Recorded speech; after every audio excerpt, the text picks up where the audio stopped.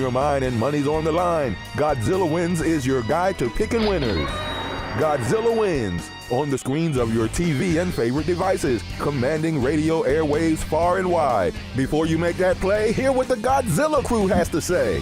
Presented by WestVirginiaSportsNation.com, it's time for Godzilla Wins, all across the John Fredericks Media Network. Oh yeah. For entertainment purposes only. Welcome to the... Oh, good. Oh, Mitch is hosting? You got to be kidding me. I got off the hook today. I was all set. If you want off the hook, I got to start by I thought you were out for going to the pregame show. I didn't even know this. I'm so glad to have Mitch Rogers back hosting, but I know you're not going to say this, so I'm going to say it. Welcome to the American League West, where the Houston Astros are now in sole possession of first place. Let's go. Go ahead, Mitch.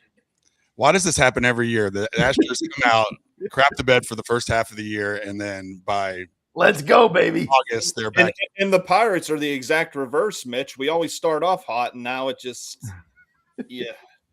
That's the worst. Another year. This is a good cold open. I want to welcome everybody to the Godzilla Wins Saturday pick show. Not even all picks anymore. We actually run down topics. We got a lot of topics today.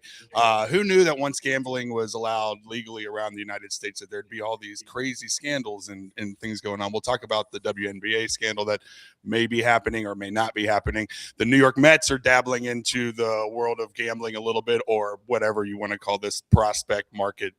Who knows what it is, but I brought up gambling 3 or 4 times, so I got to bring up the disclaimer. Sorry. Gambling problem, call 1-800-GAMBLER. It's 1-800-327-5050, or visit gamblinghelpline-ma.org in Massachusetts. Call 877-G-HOPE-NY-text HOPE-NY 467-369 in New York. Please gamble responsibly. 1-800-NEXT-STEP in Arizona. 1-800-522-4700. 888-789-777. Visit ccpg.org in Connecticut, and 1-800-BETS-OFF in Iowa. Want to bring on this awesome panel: John Fredericks, Brendan Statler, Frank Zaccanelli, Vince Mayoko. Frank, it's nice to meet you. Your resume is so long, I don't even have enough time in this 2-hour show to put it down here, but it's a pleasure and it's an honor to get to meet you and welcome aboard. How many times have you been on? Yeah, I'm happy to be here this morning. I'm not going to get up in Dallas on a Saturday morning at 8 o'clock for anybody except John Fredericks. So I'm here. I'm wide awake. I got my coffee. I'm good. And John, I got to tell you, he looks a lot more professional to run this show today than you do. He's got the headset. He's got the hat. He's got the whole shooting match. So I think we let him kind of go with it. Let's go. John's not very subtle when you come on the show and you don't have proper lighting, you don't have a good setup, a good background. Over week after week, he eventually starts sending you random lights. I got a microphone on my porch one day, and all of a sudden you have a studio behind you. So it's great. No, you look great. Thank you. I appreciate that. Brendan, speaking of looking great, it is great to see you again, sir. How have you been doing? I know you've been selling for the Torch with John's company, and then also writing columns for WestVirginiaSportsNation.com. Yeah, I've been incredibly busy, and it just happened to be that something would always come up on a Saturday for the last month to where I had to miss the show.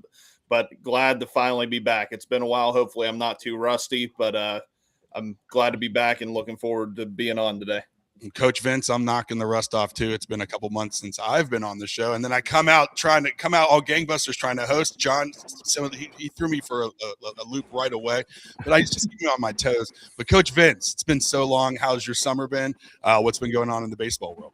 We are on day 4 of our coast-to-coast baseball tour. Started off in L.A. Today we are in Las Vegas, Nevada, and we are staying at the Palace Station, the former home of O.J. Simpson. Wow. I love it. Pretty good. So we're heading your way, John. We'll be on the East Coast in 2 weeks. Did you bring Tammy? No, she's smarter than that. You say heading your way. When I mentioned Palace Station, she said, thanks, but no thanks. And last and certainly not least, John Fredericks. It's been a long time too. We've been talking off and on because we do some other ventures together and so forth. But wow, you've had a busy summer. I mean, you're politicking in DC right up the road from me, and then obviously this show and all your other shows. So how's your summer been? Well, it's been fine, but a couple of big announcements to make. starting on Monday, August 3rd. We are so excited. Past the Wire Sports, hosted by the one and only Frank Zaccanelli, who's right there. That's going to debut with us, John Stetton with him as well. And this is going to be debuting on Monday all across our network, every platform that we have. It'll be 6 to 7 p.m. Monday to Friday, 6 to 7 p.m. Eastern Time, Monday to Friday across the entire network. It'll be on all of our TV platforms and everything else. Past the Wire Sports debuts Monday with Frank Zaccanelli. We're so fired up to get this thing going. And then today, we've got a special show after us at 11 a.m. We're going to put Jay Delsing Golf a little bit later in the day because we got breaking news. We got John Stetton's going to be on with his own show today after us at 11 a.m., which is Past the Wire, and he handicaps horses. He's one of the best in the country. Got the Arlington Million coming up. He's got a 12-1 long shot pick there. So right after us, Past the Wire, get into some horse racing, and we're ready to go. Don't forget Monday, 6 p.m., Frank Zaccanelli and his team, Past the Wire Sports debuts on the John Fredericks Media Network, and we're pumped. Yeah, and I'd like to just add a little bit to the John Stetton piece. He's my partner. The reason I'm involved here is him. He is unqualified. I mean, not even an argument. He's the best horse handicapper in the country. And John and I were able to work out where he's going to be on now every Saturday after this great show. And he's going to be on for an hour, and he's going to be giving his picks for all the big races of the weekend. And if you follow him, you're going to make some money, because that's really how I got involved with him. He is as good as anyone I've ever met, and he's a great partner. So Past the Wire Racing at 11 o'clock as soon as we're done with this great Godzilla Wins show. Fired up. And I know, and I think when we're going to end the show, we're going to do some picks. There's going to be some pressure. We're going to have the best in the world after us. I mean, second best. Are we second best? I don't know. No, we're the best. Saxman, speaking of the best, just I'm the best. Sneaks in here in the Brady Bunch thing. So now we're filling out the whole grid over here. Sax, I've missed you all summer. We're on text messages. We got Renegade. I have more text messages. I have like 5 groups with the John Fredericks Radio Network. My kids just love watching it pop up. They're like, what's Renegade Rant? What's Godzilla? But Chris, welcome aboard. Let's mention Pittsburgh, because what was the over-under? Let's just get it out of the way. How are you doing, sir? It's been a while. I'm doing great. Woke up and everything. Let's go. We lost to Cincinnati. Nothing could be worse. No, the Pittsburgh Pirates. I mean, what are we going to do, John? Your Astros are going to be going to the playoffs. Pittsburgh, are they going to be buyers or sellers? We're going to get into that. But your son, Jack, produces the show, and he does a great format. But, man, sports and sports news is fluid. Right when we get the format, we think we're going to start with the Mets, the Mets getting a new partner. And all of a sudden, the ruling comes in that now 2022 players are now eligible in the NCAA, and that is going to cause a quagmire of sorts. So it's insane. Okay, first of all, there is no NCAA now. Everything gets overruled.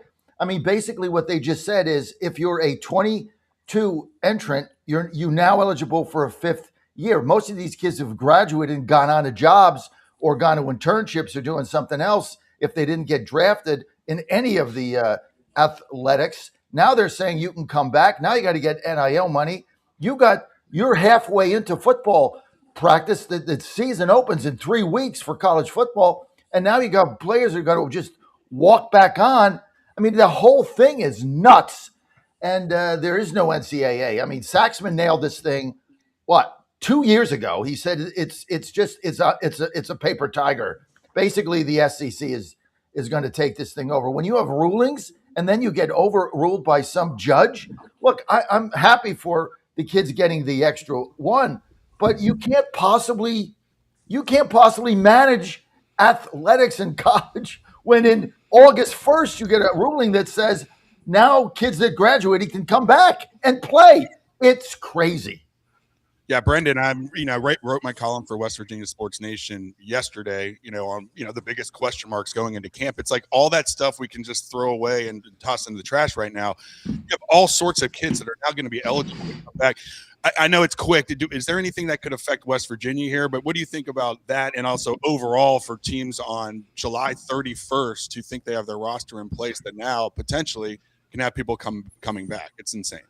Yeah, I agree with John completely. College athletics is getting more insane by the day. I mean, it's not even college athletics anymore. It is the minor leagues essentially for professional sports. You know, you could have kids, they're just going to keep adding years. I mean, where does the bleeding stop? They're just going to keep giving out eligibility left and right to players that they shouldn't. It's just going to continue to get more and more insane. I don't see this stopping anytime soon.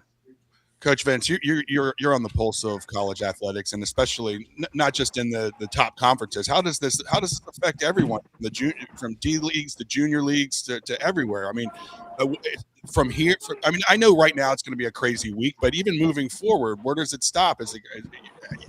There's no end to it. Doesn't seem. Well, I don't see how it can end. I mean, if they make a ruling this the 2022 class, well, what does that mean for the 23, the 24, the 25, and the 26 class? You almost have to grant them an extra year as well, too, right? Because the 5 for 5 doesn't start until, I believe, next year. And I think that's what we're looking at. I mean, we're just going to go ahead and grandfather all these classes up until the 27 class, I believe it is, when you get the 5 for 5 at the NC2A level.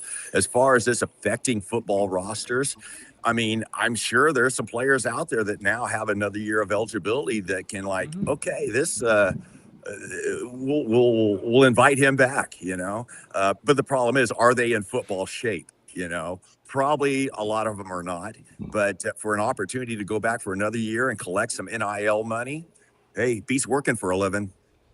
Frank, what is the NCAA president, Charlie Baker, what does he do? It feels like when this happens, he just criticizes and calls for Congress to do something. Is the NCAA, like Chris and John said, is it just irrelevant, or is it really gone? Well, I'll tell you what it is. It's a void of leadership. And, you know, you start out with there's no governance, there's no leadership. This whole NIL thing, you know, was just a grab bag, you know, the haves and the have-nots. When you take a look at the Big 10, now the Big 18, I don't know what we're going to call them, and the SEC, the long and short of it is they're going to dominate certainly college football.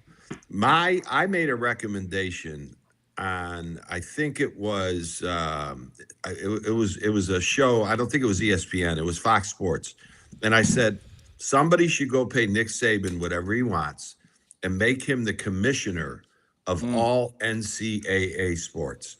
They need leadership because, you know, it's a grab bag. And you take a look now, I think you said it, you know, the big conferences, the SEC and the Big Ten now, they're going to dominate everything because that's where all the money is. And, you know, I don't think it's fair, you know, for college football. And I'd like to see them have a governance. I think Saban would be unbelievable if he would do it, to kind of govern everything, because this is just out of control. I agree with everything that everyone said. I mean, Chris, and I know I'm being naive here, but isn't NCAA supposed to be the governance, or is that just ship just sailed because they can't? Well, you know, go easy on yourself. You went to West Virginia, so you know, par for the course, Chief. I still haven't graduated. Roll Tide. A lot of people go to college for 7 years. I got to go Tommy, to Shot, 7 years of college. Shot to hell. I got to go to Northern Virginia Community College and get my one art credit.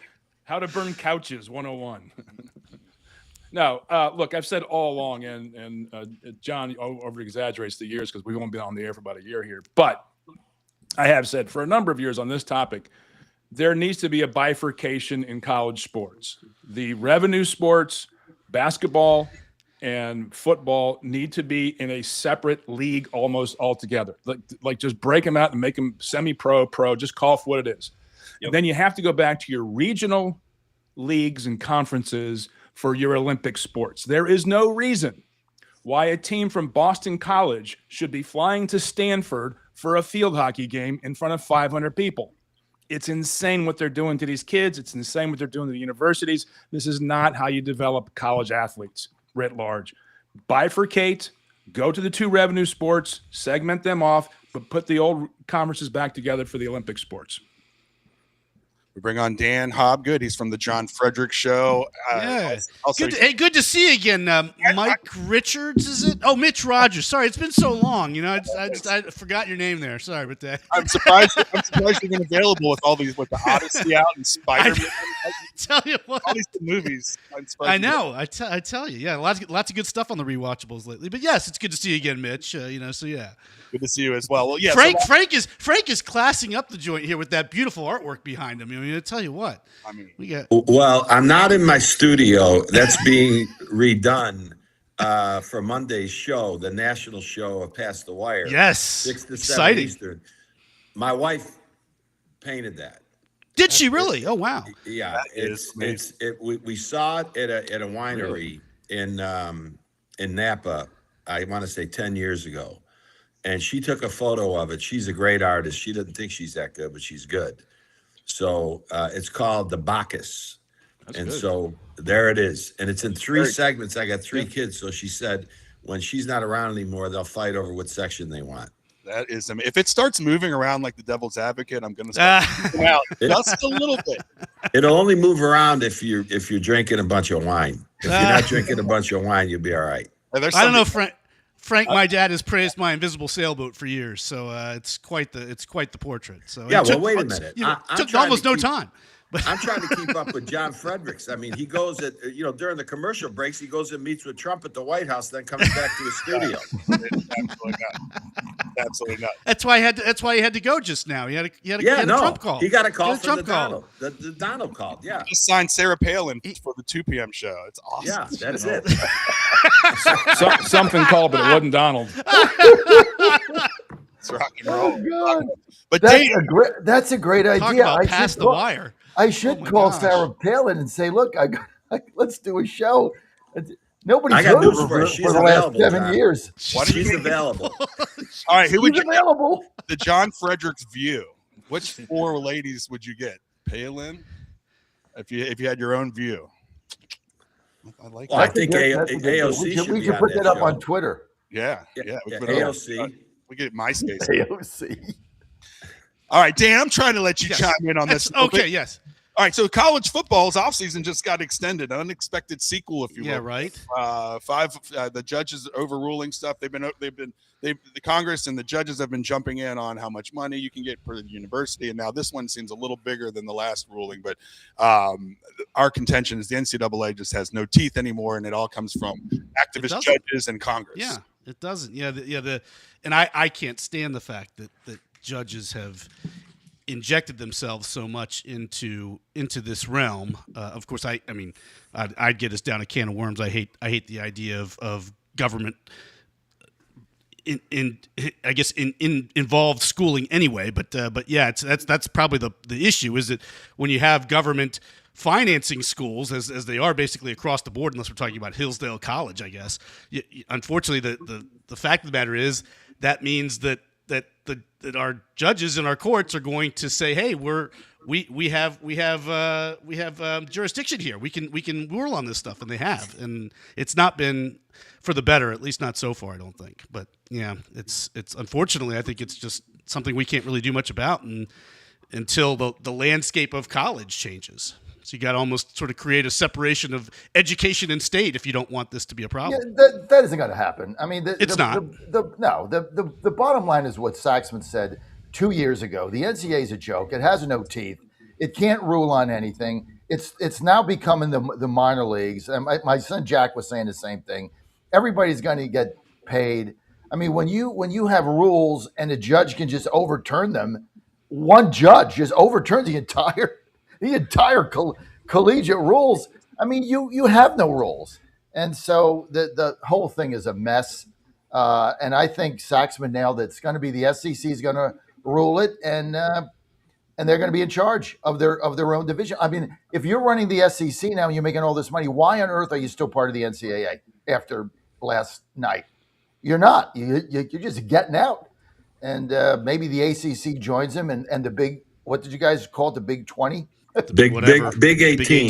It'll be the Big 20 in another 2 years, probably. It's a Big 20. Well, how will they be immune, or how will they not be subject to any judicial intervention if they're still state-funded schools? Well, look, I mean, the judges Has nothing to do the with judges are TV going to rights. rule. And as far as Congress passing, look, I was there at that meeting wherever they had it with all the coaches there. That was, look, I get what they're trying to do. Cruz doesn't have the votes. They don't have the votes. They can't even pass the SAVE Act. There's no way they're going to restrict NIL. So the whole Black Caucus is opposed to it. It's a hill to die on. Right. You'll never get anything passed.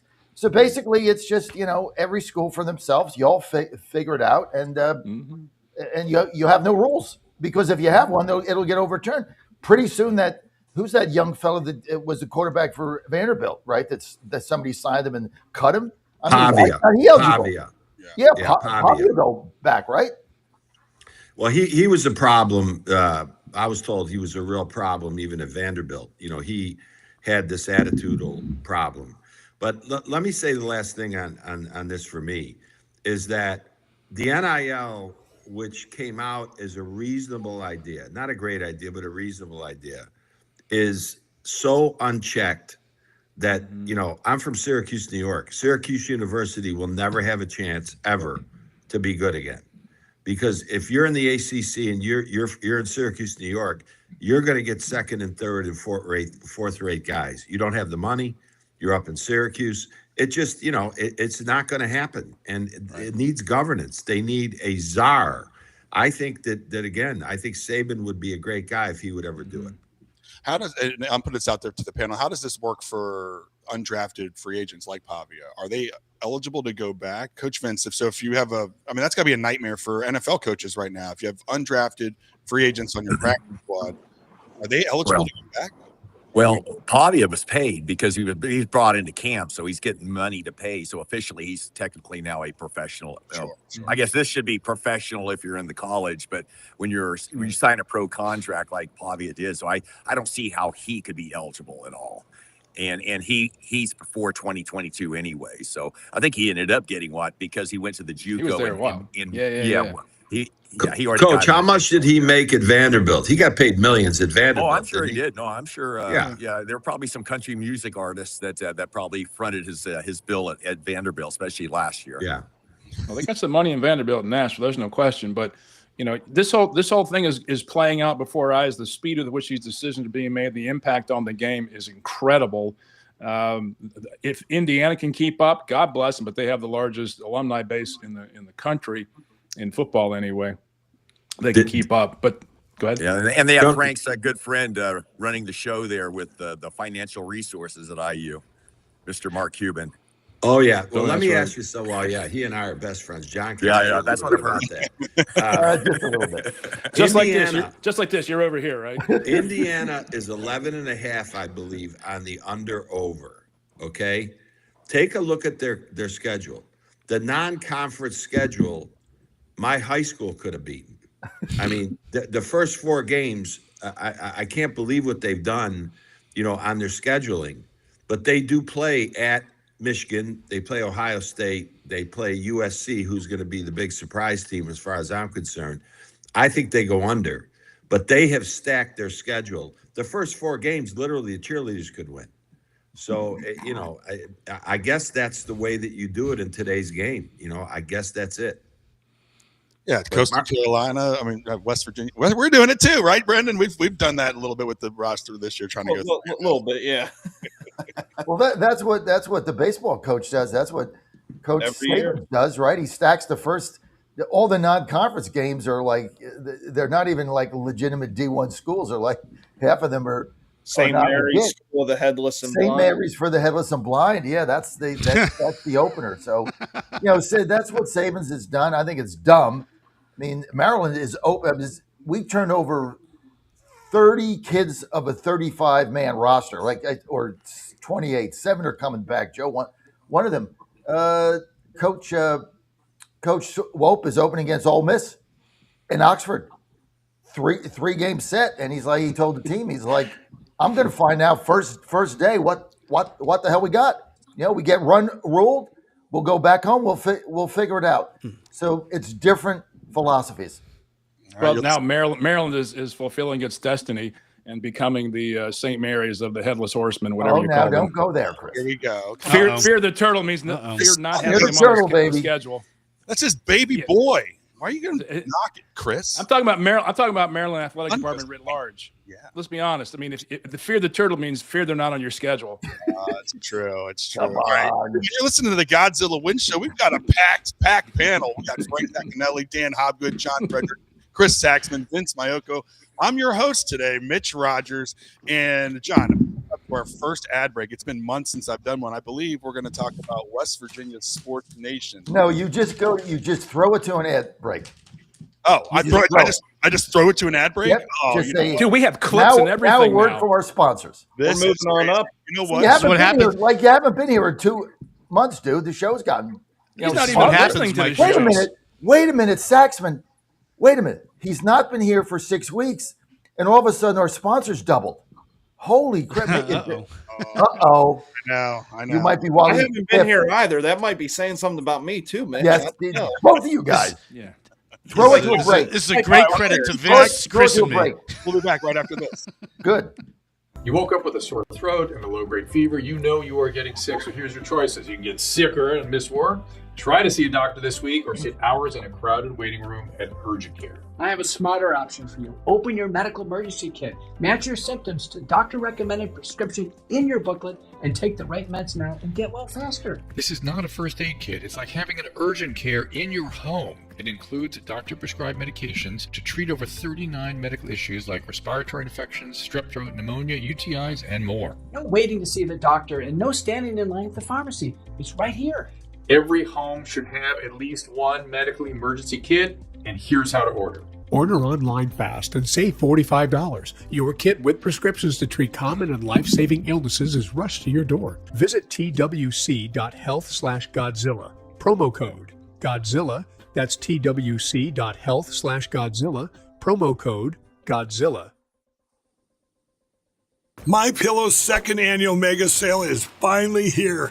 Get our patented premium MyPillows that adjust your exact individual needs to give you the best sleep of your life. When I got MyPillow, I'm asleep almost immediately. I stay asleep at night and I wake up more well-rested in the morning. I guarantee they're going to be the most comfortable pillows you'll ever own.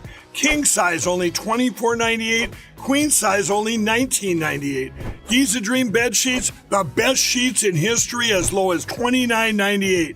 Lux Pierce 6-piece towel sets, towels that actually dry you. What a concept. Now only $39.98.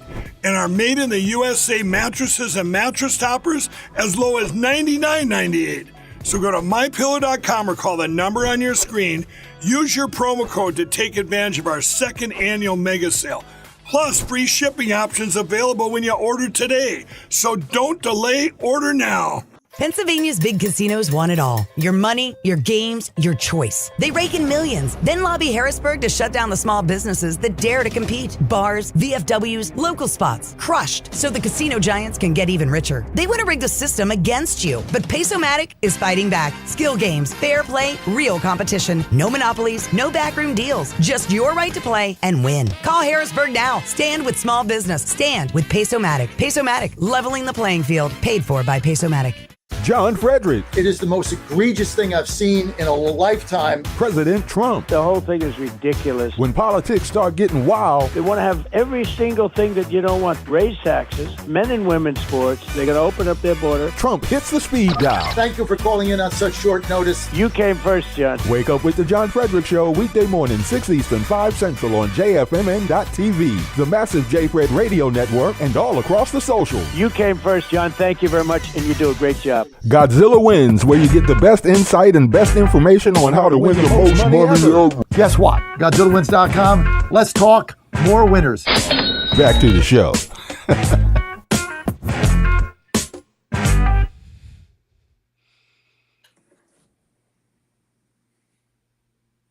To the Godzilla Win Show. It's Saturday. I'm your host, Mitch Rogers, joined by Brendan Statler, Frank Zacchinelli, Vince Mayoko, Chris Saxman, Dan Hobgood, John Fredericks. We brought up on the first segment the ruling where NCAA gave the 2022 class an extra year of eligibility. That came across hot off the wire last night. Rewind and listen and get all of our thoughts on that. We think it's absolutely crazy and absolutely nuts for all the sports, but especially football right now. But moving on to baseball real quick, another huge story. The New York Mets announced a multi-year agreement with Novig, making them their exclusive official prediction market partner. It is the first partnership between an individual major league team and a prediction market company. Novig branding will appear around Citi Field during broadcast and through in-game promotions. Like I said, and like I teased, who knew when sports gambling went legal everywhere that we'd have some conflicts of interest and so forth. And John, this one is kind of nuts, right? So how can they do this? Is this under the guise that they don't do any sports betting, even though they do kind of sports with contract betting? I don't get it. I'm not totally into the poly markets and all that stuff yet. I've had a cursory education on it. But how big is this? Is this a conflict of interest? I know how much you love the New York Mets. It's not a conflict of interest. I mean, we opened the box.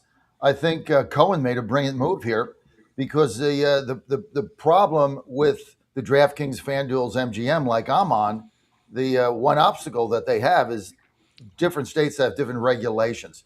And I'm going to turn this over to Frank here because he's the expert on it. But if you look at the prediction markets or the future markets, if you would, first of all, I love the name Novig, brilliant name because pretty good. You know what the vigorous is, but they're ruled that their governance is federal. It's the Federal Trade Commission. It's the FTC. So they have one governance body in the United States. Your DraftKings or your ESPN bets or whatever they call them, MGM, like I'm on, you've got to deal with all these in 50 different states. The other thing is some states don't have them. So like you go into Texas, you can't bet. You go into, I think, Florida, you can't bet. You go into different states, you can't bet. But with the prediction markets, you're able to do that. But the real expert here is going to be Frank Zaccanelli on this.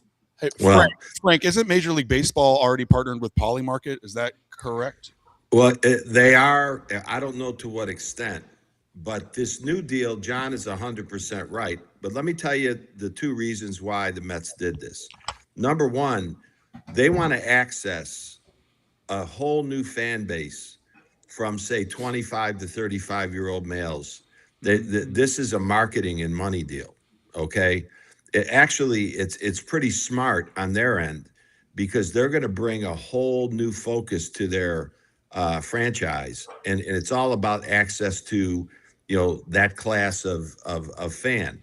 The second thing is Cohen is smart enough to know from his Wall Street background and all the things that he's done, these prediction markets, Kalshi and Poly Market, they're blowing up.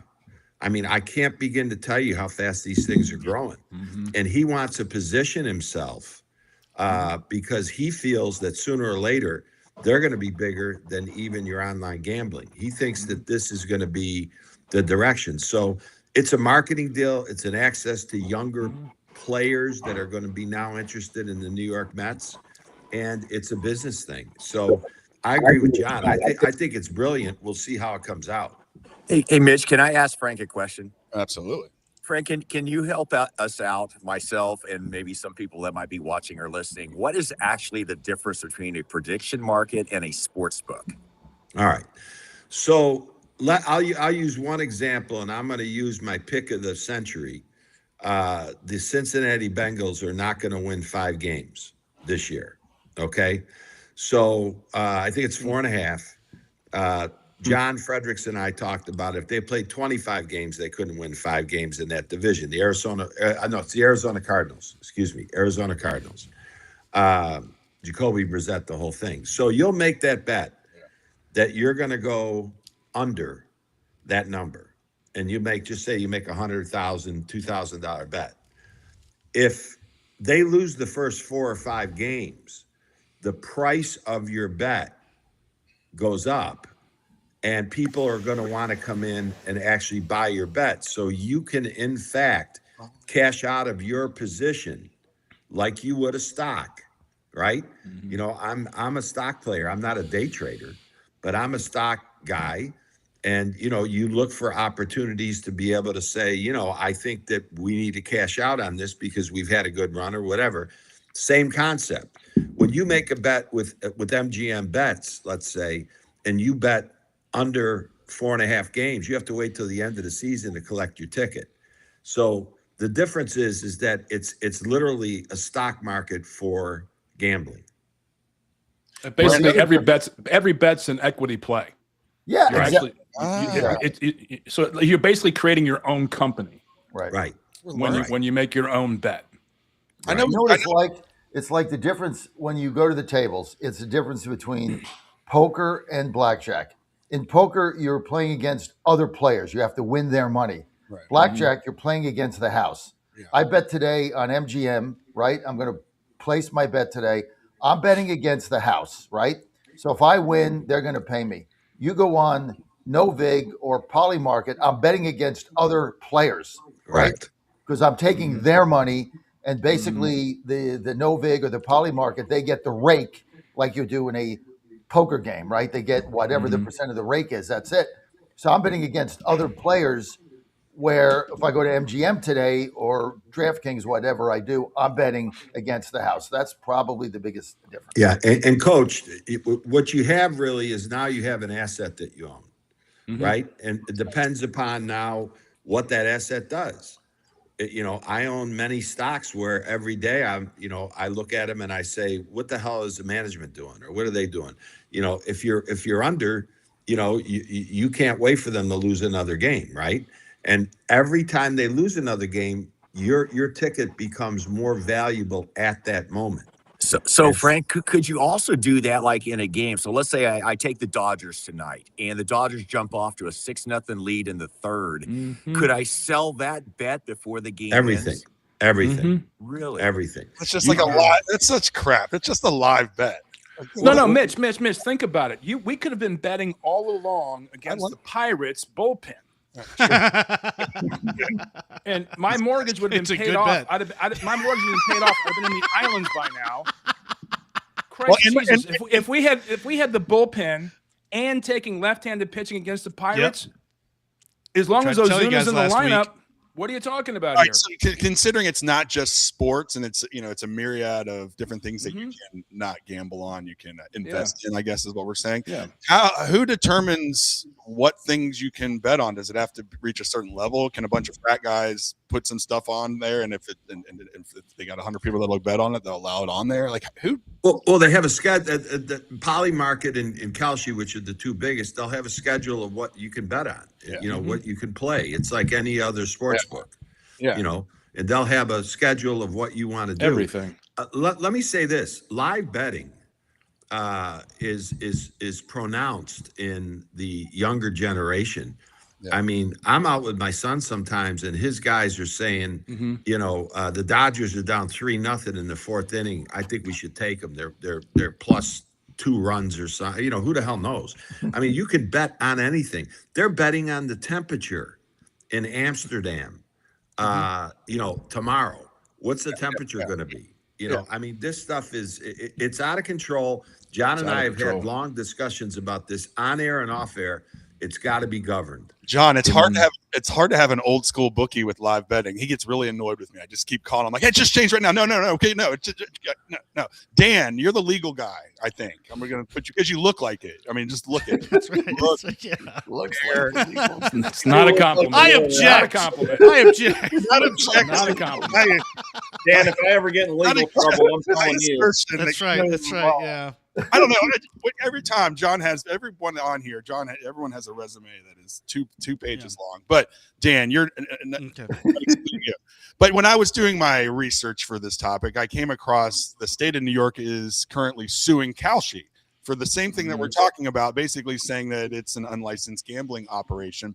Now, if you're looking into it, obviously the Mets are in New York City. It's probably saying something that they pretty much know that Kalshi is going to win this lawsuit against the state of New York, or am I just jumping the gun or just making too many assumptions? Well, do you know why they're going to win? John Fredericks hit it about 4 minutes ago. It's federally mandated. They don't have a chance. Okay, yeah. Yeah. I mean, the state mandating is going to be state by state by state. There'll be politics. There'll be all kinds of stuff.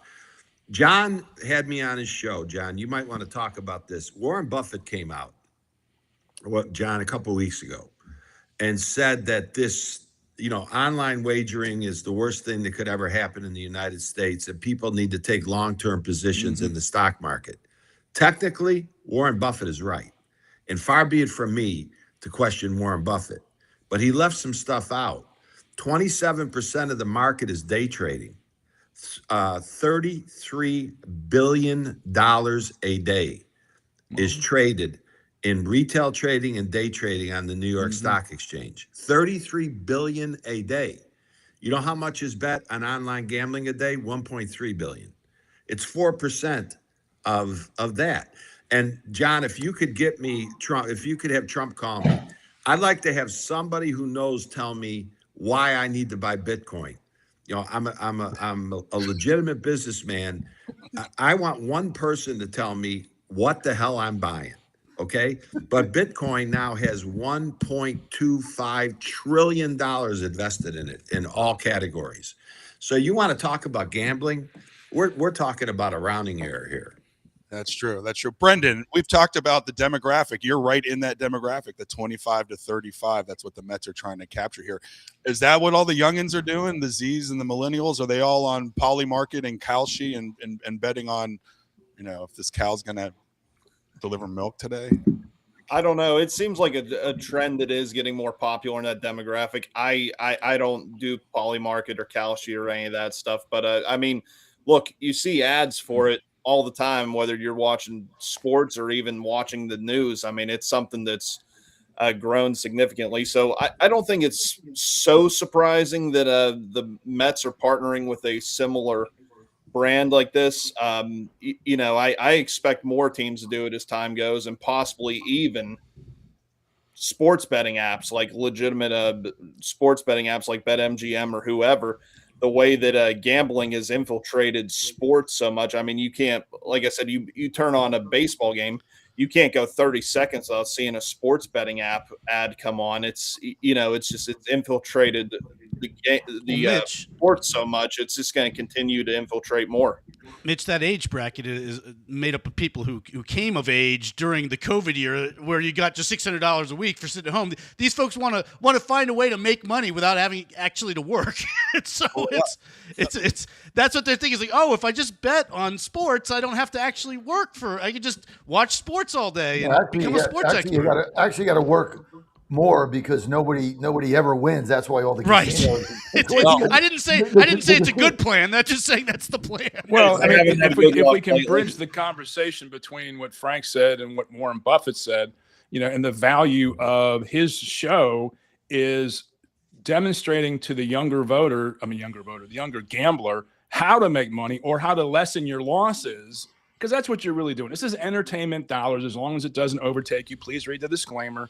And understand it, because you can get in some real financial trouble here if you're chasing that elusive dream that Dan mentioned, that how to make money. This is not how you make money. You're not in it to make money. You're there to enjoy the game more and your friendships more. I prefer the social gaming, where it's just me calling John and saying, hey, how about $100 on the Astros tanking again this year? That's a fun bet always. That's the kind of thing you want to have, and it increases your relationships. But it's a very dangerous element in our society, and as much as we like to think it's not that big of a deal relative to the stock market. Let's remember the stock market has matured over generations. It still has shady deals going on, and so Frank's doing a really good thing here by instructing people how to do it and do it well, and try to make money if you can and get good at it, because a lot of people are losing a lot of money, and that's putting them in long-term difficult positions financially. Yeah, and Past the Wire Sports is going to be about nothing more than giving people information. That's great. Because let me tell you, there's no stopping this. Okay, I was the president of GM and minority owner of the Mavericks, 96 to 98, and then I was a managing partner till we sold to Cuban. I couldn't walk into a sports book. I was prohibited from walking into a sports book 30 years ago. Today, every single league, every single sport is embracing sports. I think that Brendan said it best. You can't turn on the TV unless they're telling you what the line is, or you can't. Charles Barkley's picking parlays every night.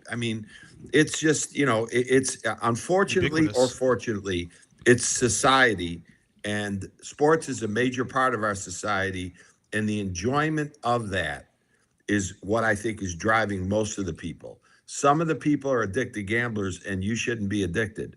If you have a gambling problem, call 1-800-Betty Ford. I don't know who the hell you call. 1-800 prediction. Yeah. Betty Ford. Oh, Betty. My gambling problem has resulted in a drinking problem. Okay, that's the best line. That's the best line of the Looks like entire I picked the wrong week to on a stop taking Crossbar amphetamines. Network. No. Betty Ford handled 1-800 everything, Betty didn't she, Ford. John? Everybody went to see Betty Ford. You had a problem with your wife? You're arguing with your wife? Call Too much, Betty they Ford. send you to Betty Ford. That's bad. That's a bad plan for Gerald Ford. Oh I got a my problem God! with my wife. Who do I call? Oh, it's the same person. No, but I'm just saying. You know who our next sponsor is? No, but I'm saying in my era, you had a problem on anything, you got sent to Betty Ford. I mean, they cured everything. You didn't need. That was all the cleaners. That's all you had to do to clean up the mess in Hollywood. Dan, I want you to grab that. Yes. I want you to grab that clip from Frank, and we're going to play that along with "I Like Turtles." Right? So just grab that clip. Yeah, because well, somebody to said something Frank, crazy. Frank and I. We're going to play his clip. Call 1-800-Betty Ford. Yeah. All right. Well, back in the no, it's funny as hell. But back in the day, when someone had a problem, they would say, "What happened to so and so?" Is that they're Betty Ford? They're like, "Oh, yeah, that was you went to Betty was the whole Ford if thing." you had a headache. Yeah, go to Betty Ford. She'll straighten everything. Where did the rough for poor Betty Ford? Where did the prediction markets start? I seem to remember in the 2000s when there were elections going on, people would talk about these prediction markets overseas. So did this start over in Europe, and now it's come over to the United States? Because I remember that's how a lot of people would hedge who's going to win presidential elections. So now that's just coming over here. Yeah. I mean, it's very interesting, and it's absolutely a nuanced and a slippery slope for sure. John, did the New York Mets get better as a team from this? No, they suck. No, the Mets suck. The culture sucks. Cohen's a jackass, but he's a smart business guy. They're going to make more money, John. They're going to make more money, and they're going to continue to just destroy their team because they got the best. The worst team money can buy, and it's going to go on. They have no locker room. They have no culture. The guy's not figured it out. You can't buy your way to the top. And the guy's a jackass. So, I think they're going to continue to lose. But as far as a business venture, brilliantly done. That's why Cohen's a bajillionaire. I mean, he's made good moves. Do you think does this force the Yankees to do a similar thing? Well, that's a great question. Forces everybody, I think, at some point. Because again, remember my first comment on this. It's really accessing younger fans. That's a smart thing to do. Baseball needs them. And so baseball certainly needs it. Like everyone, the national pastime, the last 20 years is not the national pastime anymore. It was your father's game. Well, my game, I grew up, by the way, a Pittsburgh Pirate fan. My favorite player of all time was Roberto Clemente. Yeah. So Roberto! I think he's the most underrated player in Major 100%. League Baseball history. 100%. In Major League Baseball history. 12 gold gloves in a row. He was by far the best defensive outfielder in the history 100%. of baseball. Not even close. Not even close. And if he didn't play in Ford Field, he'd have had 400 or 500 home runs. So I don't want to get started on that. I like this guy. I like Frank. You can stay. My dad went to go see Roberto play at Forbes Field and said there was nothing like watching him catch a ball in the outfield and turn around on a dime and just throw a dart to third base or something like that. The greatest arm in the history of the game. Him and Willie Mays won 12 Gold Gloves, I believe. Roberto won them in a row. 10 or 12. I think it's 12. And they almost played in the same outfield for their entire career because the Giants passed on Clemente when they had a chance to get him. Well, actually, he started with the Dodgers. Pittsburgh Pirates talk, hey, and long gone. And for the old Major League Baseball fans that were clinching their pearls and stuff with Pete Rose or the Black Sox scandal, long gone now. We have teams that are in bed with gambling entities. It is a different world. We're going to come back. We're going to go to a quick break. We're going to come back and talk about more gambling issues and problems that are creeping up in the WNBA. We'll be back right after this. Dear God. Wagering at its finest, playing at the highest levels, under the highest stakes, for more than a decade. This is the world past the wire has conquered. bringing you uncompromised thoroughbred authority and elite track data that anchors the game. But the modern wagering landscape is expanding. Every sport, every line, every prop, and every high-leverage future, we decode the metrics across the entire board. From game day spreads to the explosive new frontier of prediction markets and event contracts, we give you intelligence to dominate the modern financial exchanges. Because in the end, it's a battle. You versus the house. You versus the other players. In this arena, we fight with you. We are your ultimate edge. Welcome to the Ultimate Wagering Network. Subscribe to Past the Wire TV and turn on notifications, because when the dust settles, nobody does it better. In 2008, the amount of concentrated time people could spend on a task without becoming distracted was 12 seconds. 5 years later, it was only 8 seconds, 1 second less than a goldfish. If you're often distracted or have trouble recalling information, you're likely to fall behind in the demanding, fast-paced 21st century. In other words, brain performance is more critical now than ever. Boost your brain power with Healthy Cells Focus Plus Recall. Science-backed nootropics to help you sharpen focus, concentrate longer, enhance recall, improve mental speed, learn rapidly, and be more alert. It's a pill-free brain supplement made with maximum absorption ingestible gel technology, designed to feed your brain at the cellular level. Take it for a test drive. Go to healthycell.com and use code GODZILLA for 20% off your first order of Focus Plus Recall. That's healthycell.com, code GODZILLA for 20% off. You hear a lot about weight loss injections because the results are dramatic, but injections aren't for everyone. So doctors created a new generation weight loss supplement. This is non-prescription lean, and the science behind it is impressive. The studied ingredients in lean are intended to address weight loss in 3 powerful ways: help maintain healthy blood sugar, help control appetite, and help convert fat into energy so you burn it faster. Get 20% off with discount code Godzilla at takelean.com. Code Godzilla at takelean.com. And they're off. This summer, the Thunder returns to Colonial Downs Racetrack. Live thoroughbred racing June 25th through September 7th. Feel the excitement. Hear the roar of the crowd. Experience Virginia's premier horse racing destination every Thursday through Sunday all summer long. Bring the whole family for Family Fun Sundays, packed with activities for all ages. Parking? Free. General admission? Free. Memories? Priceless. Make Colonial Downs Racetrack your new summer fun time tradition. Get tickets and race day info now at colonialdowns.com. Godzilla Wins, where you get the best insight and best information on how to win the most money ever. Guess what? GodzillaWins.com. Let's talk more winners. You heard the man. The all-new GodzillaWins.com is all about winners, with fresh daily picks by J-Fred and your favorite players from the Godzilla Wins team. Get your hot takes from the show, then click the website for the dough. GodzillaWins.com. GodzillaWins.com. Let's talk more winners. Let's get back to the show that's all about winning dough. Godzilla Wins. Less talk, more winners. I love that mantra, guys. I actually came up with it.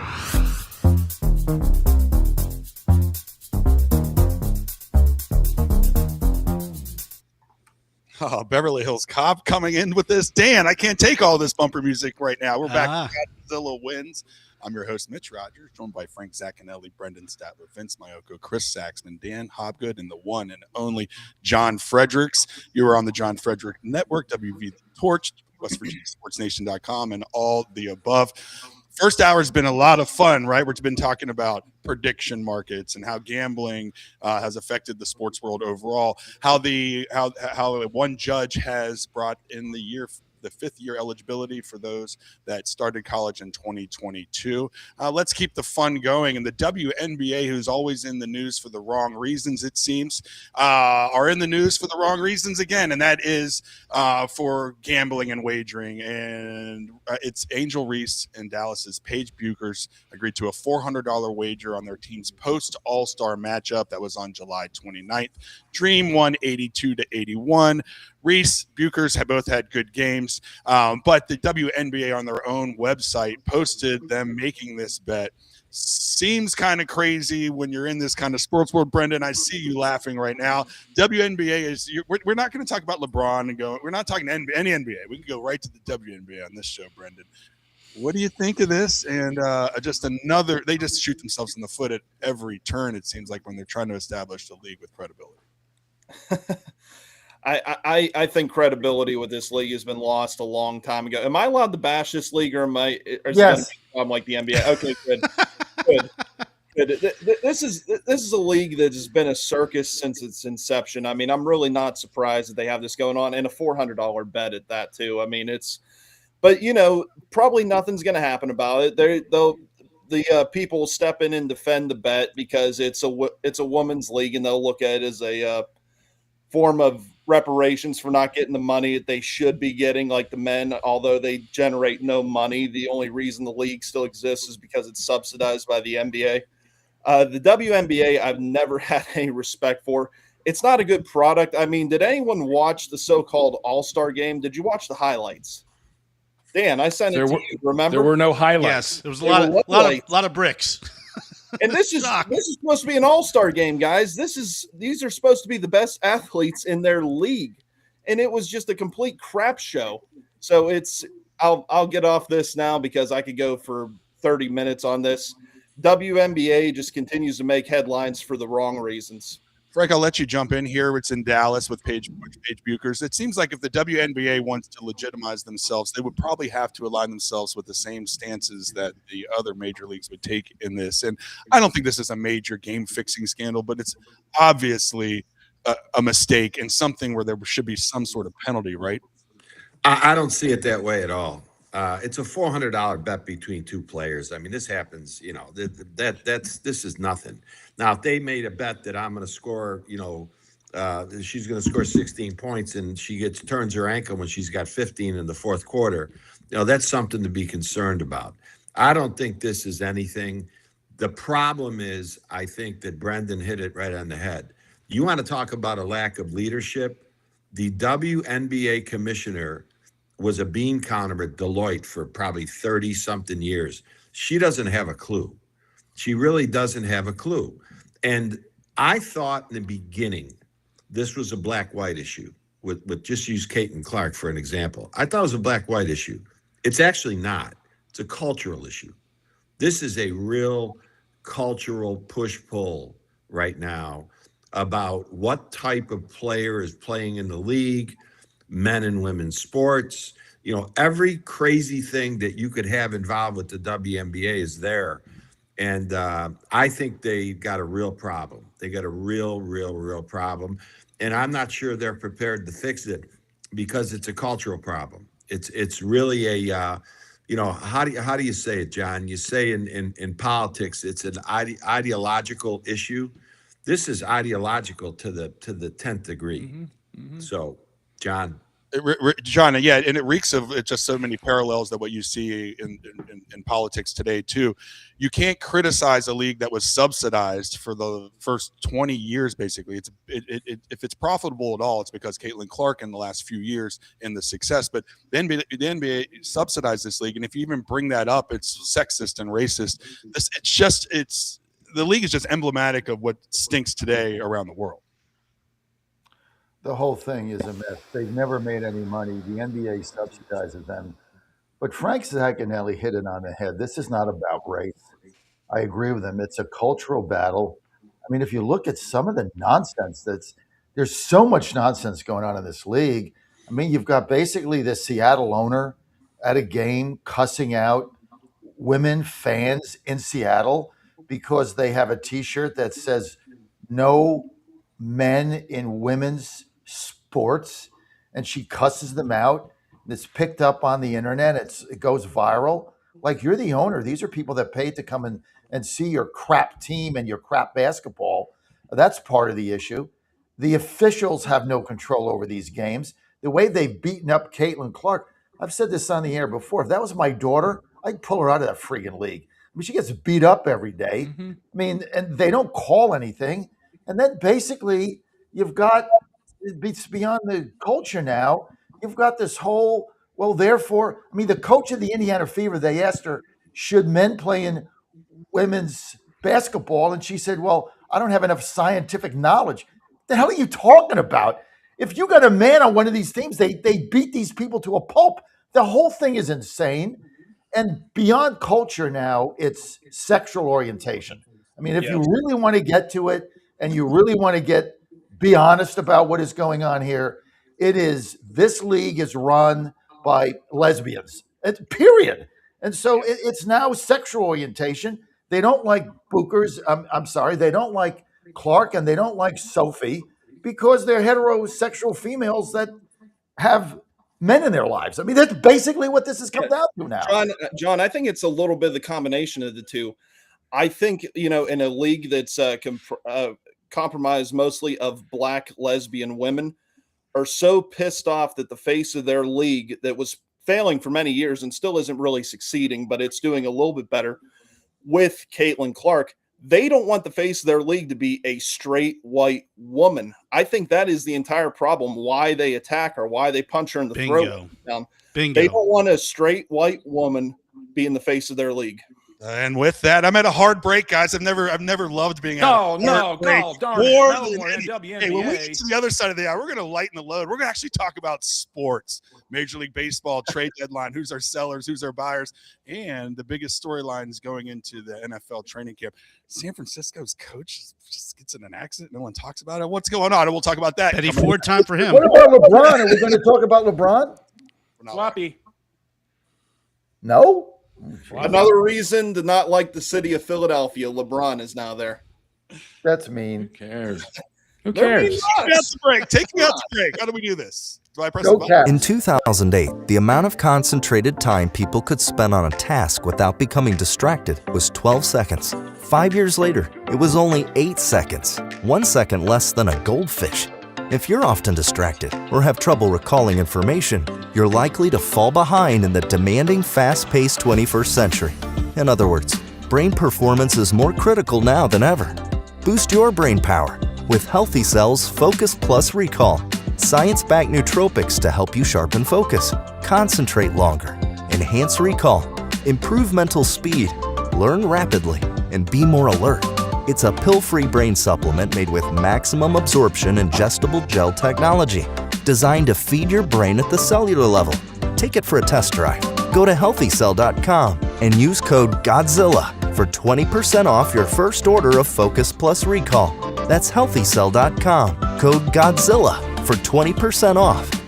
MyPillow's second annual mega sale is finally here. Get our patented premium MyPillows that adjust your exact individual needs to give you the best sleep of your life. When I got my pillow, I'm asleep almost immediately. I stay asleep at night and I wake up more well-rested in the morning. I guarantee they're going to be the most comfortable pillows you'll ever own.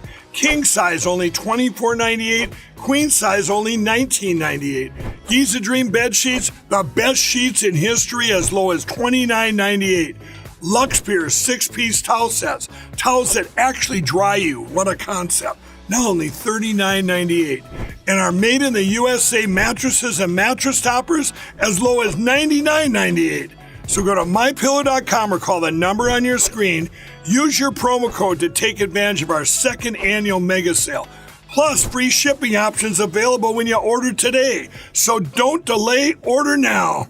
You hear a lot about weight loss injections because the results are dramatic, but injections aren't for everyone. So doctors created a new generation weight loss supplement. This is non-prescription lean, and the science behind it is impressive. The studied ingredients in lean are intended to address weight loss in 3 powerful ways: help maintain healthy blood sugar, help control appetite, and help convert fat into energy so you burn it faster. Get 20% off with discount code Godzilla at TakeLean.com. Code Godzilla at TakeLean.com. And they're off. This summer, the Thunder returns to Colonial Downs Racetrack. Live thoroughbred racing June 25th through September 7th. Feel the excitement. Hear the roar of the crowd. Experience Virginia's premier horse racing destination every Thursday through Sunday all summer long. Bring the whole family for Family Fun Sundays, packed with activities for all ages. Parking? Free. General admission? Free. Memories? Priceless. Make Colonial Downs Racetrack your new summer fun time tradition. Get tickets and race day info now at colonialdowns.com. John Frederick. It is the most egregious thing I've seen in a lifetime. President Trump. The whole thing is ridiculous. When politics start getting wild, They want to have every single thing that you don't want. Raise taxes, men and women's sports. They're going to open up their border. Trump hits the speed dial. Thank you for calling in on such short notice. You came first, John. Wake up with the John Frederick Show weekday morning, 6 Eastern, 5 Central on JFMN.TV, the massive J-Fred radio network, and all across the social. You came first, John. Thank you very much, and you do a great job. Right now, download the new WV Sports Nation app from the Apple Store or Google Play and get the entire Mountaineer sports world in the palm of your hand. Right now, get notified when new stories drop about your favorite Mountaineers teams and athletes. Download the WV Sports Nation app right now. Get updates on next level Mountaineers like Weatherholt and Joe Mazzulla. All that and more right in your pocket right now. Download the new WV Sports Nation app from the Apple Store or Google Play. Download the app right now. Godzilla Wins, where you get the best insight and best information on how to win the most money ever. Guess what? GodzillaWins.com. Let's talk more winners. Back to the show. Welcome back to Godzilla Wins Saturday Pick Show. We got a full crew today. We got John Fredericks, Dan Hobgood, Frank Zaccanelli, Chris Saxman, Brendan Statler, and Coach Mayoko, Vince Mayoko. Welcome back. First hour, we got into some pretty heavy topics there with, judges overruling the eligibility rule. Now, people that started college in 22 are going to be allowed to come back. We talked about the Mets' new naming rights with Novig and also touched briefly on the WNBA and their little gambling non-scandal. Now let's get to some real sports. John started off trolling us right away because somehow, as of August 1st, these damn Houston Astros are in first place.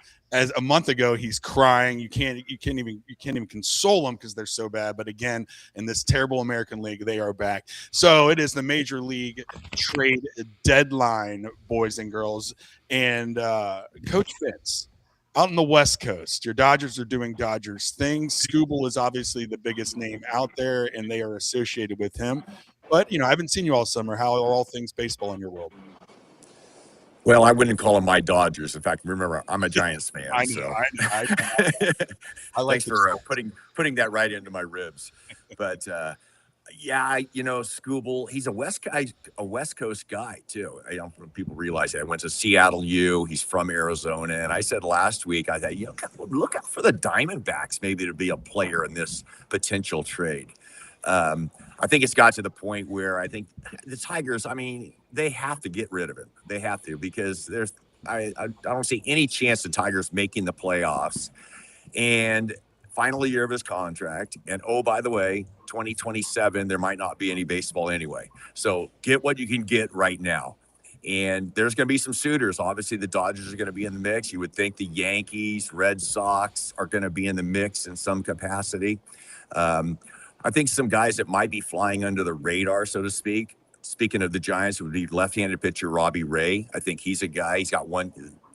His contract ends at the end of the year. Serviceable left-handed pitcher, and tell me a team that couldn't use a left-handed arm.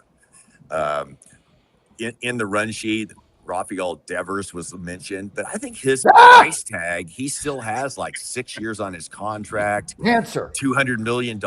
I don't see any team taking a guy with that, especially with his baggage and the contract that he's still due.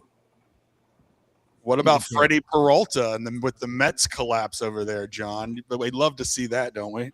I'll take him. Listen, I bet 500 on the Astros to win the World Series when they were I got 35 to 1. So now I'm in for the 500. Now I'm in the hunt. I got 18,000 coming my way. 18 G's, baby. John, did you bet it? John, did you bet it on the regular markets or the prediction markets? No, I can't because of what I do for a living. I can't go on the prediction markets. It's just not a good fit.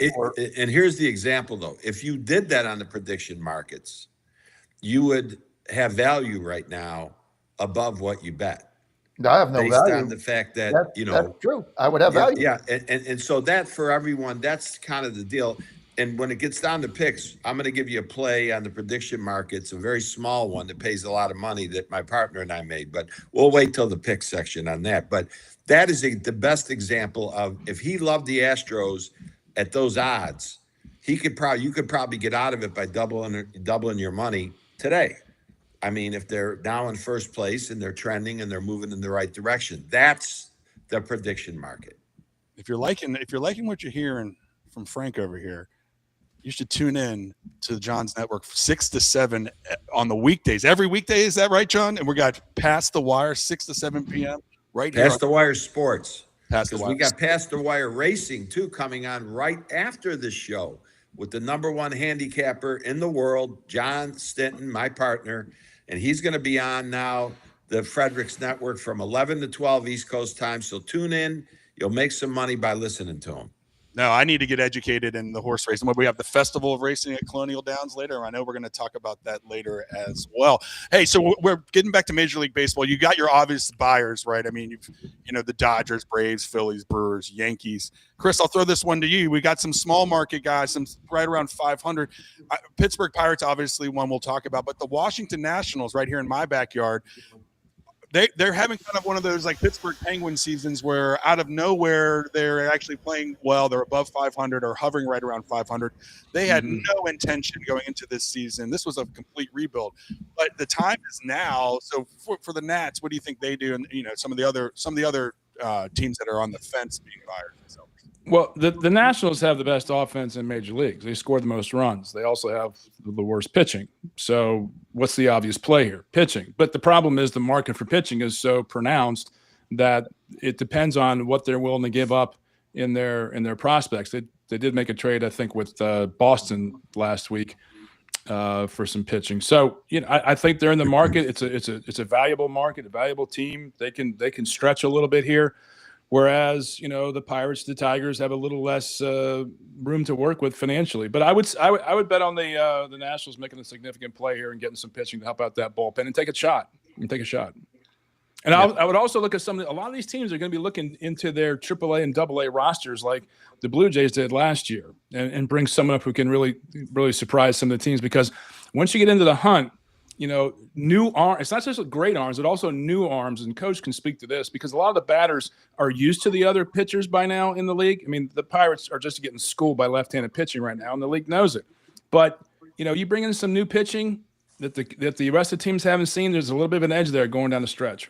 Brendan, these crappy AL teams like the Astros, they can be in first place with like a game over 500, are ruining it for teams that need some bullpen help or some left-handed pitching because there's no sellers. I mean, they're all in it. Even Detroit's like, well, maybe I'm in it, even though below 500. What has that done with the AL? Like with only is there 4 teams above 500? I mean, it's going to be very tough for teams like the Nats or those 500 teams to get anything that puts them over the edge.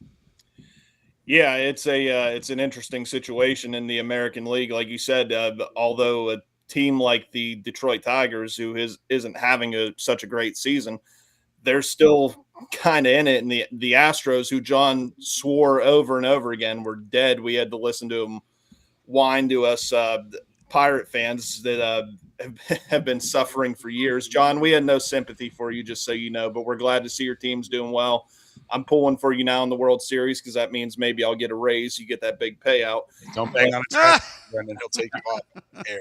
They're one game over 500. He knows I'm. I don't care. We're in first place. Don't like it.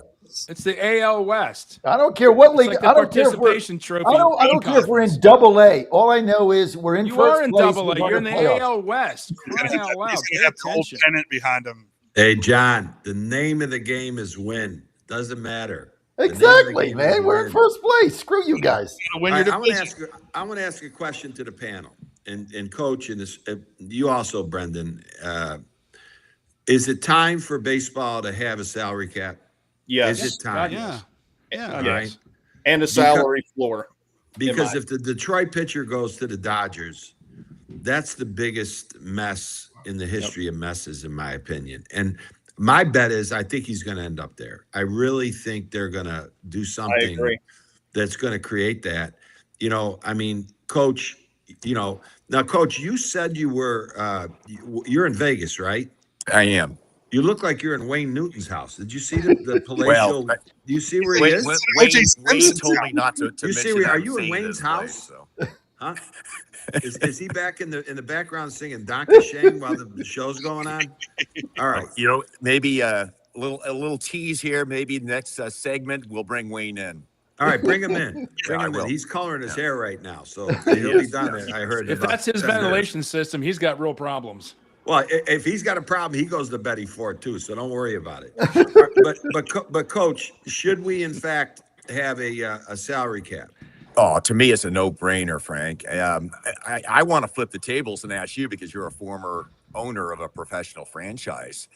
Can the owners of Major League Baseball really have the balls to say, hey, we are going to do this. We're going to make this happen. Even if we have to forfeit the entire 2027, can we get unity on all, 30 owners in Major League Baseball to drive that hard line? There's going to be a salary cap. There will be a salary floor. But we've got to get this under control. Yeah, the big market teams, the Dodgers and the Yankees and the Mets, they're not going to want to do that. And my poor Pirates, right? Nobody knew I was a big Pirate fan. They got no chance before the season starts because they just don't have. What's their payroll now? Is it less than 100 million? It's right around there. I think it's over it. Just over it. The Dodgers, what, 400 million? Yeah, if not higher than that. I mean, how the hell do you have a league? Their payroll is right now $473. They're almost a $500 million. And a lot of that is deferred money. Deferred money. Because I mean, this is there's this no is way a while back. Oh, go ahead, Mitch. I'm sorry. No, I was just going to say Brendan.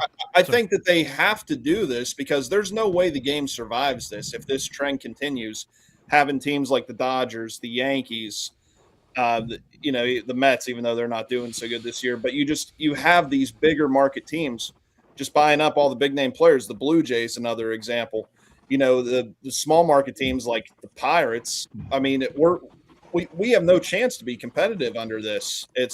I think it has to change in order for the game to survive. So I'm, as much as I hate to say it, I'm kind of rooting for a lockout next year, just so they fight to make this happen. It's the only way the game survives, in my opinion. Yeah, I mean, another thing too, Brendan, is John brought this up quite a few times. I mean, the Dodgers signed Michael Tucker not because they needed Tucker, or Kyle Tucker. They needed him because they didn't want the Padres to get him. Exactly. And when you're signing players just to prevent your opponents from having that in their chess piece, something's wrong with the game. Well, this is a while back, but when Alex Rodriguez was playing for the Yankees were paying Alex Rodriguez more than the Pirates were paying their whole roster. Yeah. And that may not be the true today, but my guess is that, comparably speaking, it's true of the Dodgers versus the team with the lowest payroll in majors. How's it going to work? Obviously, the big market teams are going to want to keep status quo, keep it like it is, or somewhere similar to that. Do they have more power or more votes when it comes to this than the small market guys? Because it seems like the small market and mid markets would outweigh and outnumber them for this possibly to happen. Yeah, it's all in this. The collective bargaining is one thing. That's the relationship between the teams and the players, right? That's a different animal.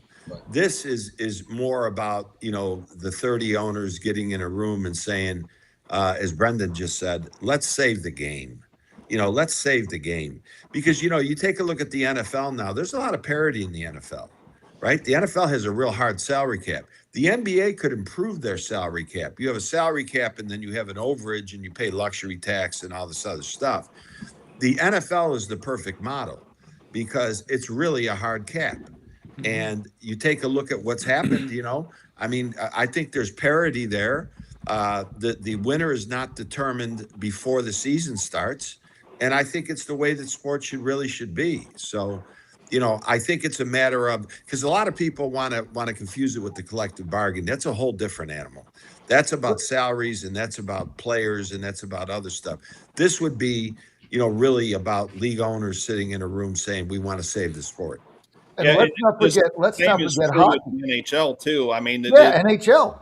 Major League Baseball is the only major sports league that does not have a cap at all. It's crazy. I mean, the NHL has a hard cap. like the NFL. And when they went to that, it revitalized the entire league. That and of course HD TV, but it revitalized the league because San Jose 2 years ago was the doormat of the NHL. Now the salary cap, they get, there's also a floor. They get good players, and then they had a shot to make the playoffs. So take the NHL. It's made the league a lot competitive. It's made it fun. But Frank is right. I mean, you got to get in the room and say, how are we going to save the game? Because you just can't go on this way. I mean, it's losing relevance more and more. Chris, they're going to put the counter. John, let me ask you one quick question. If the Detroit pitcher Scoball goes to the Dodgers, that's the worst situation known to man, right? Yeah. It's just terrible. Yeah, worse than Kyle Tucker paying a guy $300 million a 270 hitter with an average arm. He's an okay right fielder. Yeah, $250 million. Are you kidding me? And like Coach said, they did that so the Padres didn't get him. You can't go on this way. Yeah. And so I think if Scoble goes to the Dodgers, which we all think he is because they're going to pay him the most money. I see a 2027 lockout. I don't think there's going to be baseball, and I don't care. It seems like this save the game thing is like an existential conversation happening in the future, because right now, Chris, I think they would argue the game is in one of the best spots it's been from a revenue standpoint, from the TV money they're getting or the streaming money they're getting. I know that's all supplanted by the large markets out there, and we need something for obviously we're Pirates fans, and if you're a Brewers fan, all that stuff, you're going to want to see a salary cap, but the other side's going to argue, hey, why are we going to mess up something that's bringing in money? Well, because for years the league was trending down in attendance, and revenue per team per player was trending down from the ownership perspective.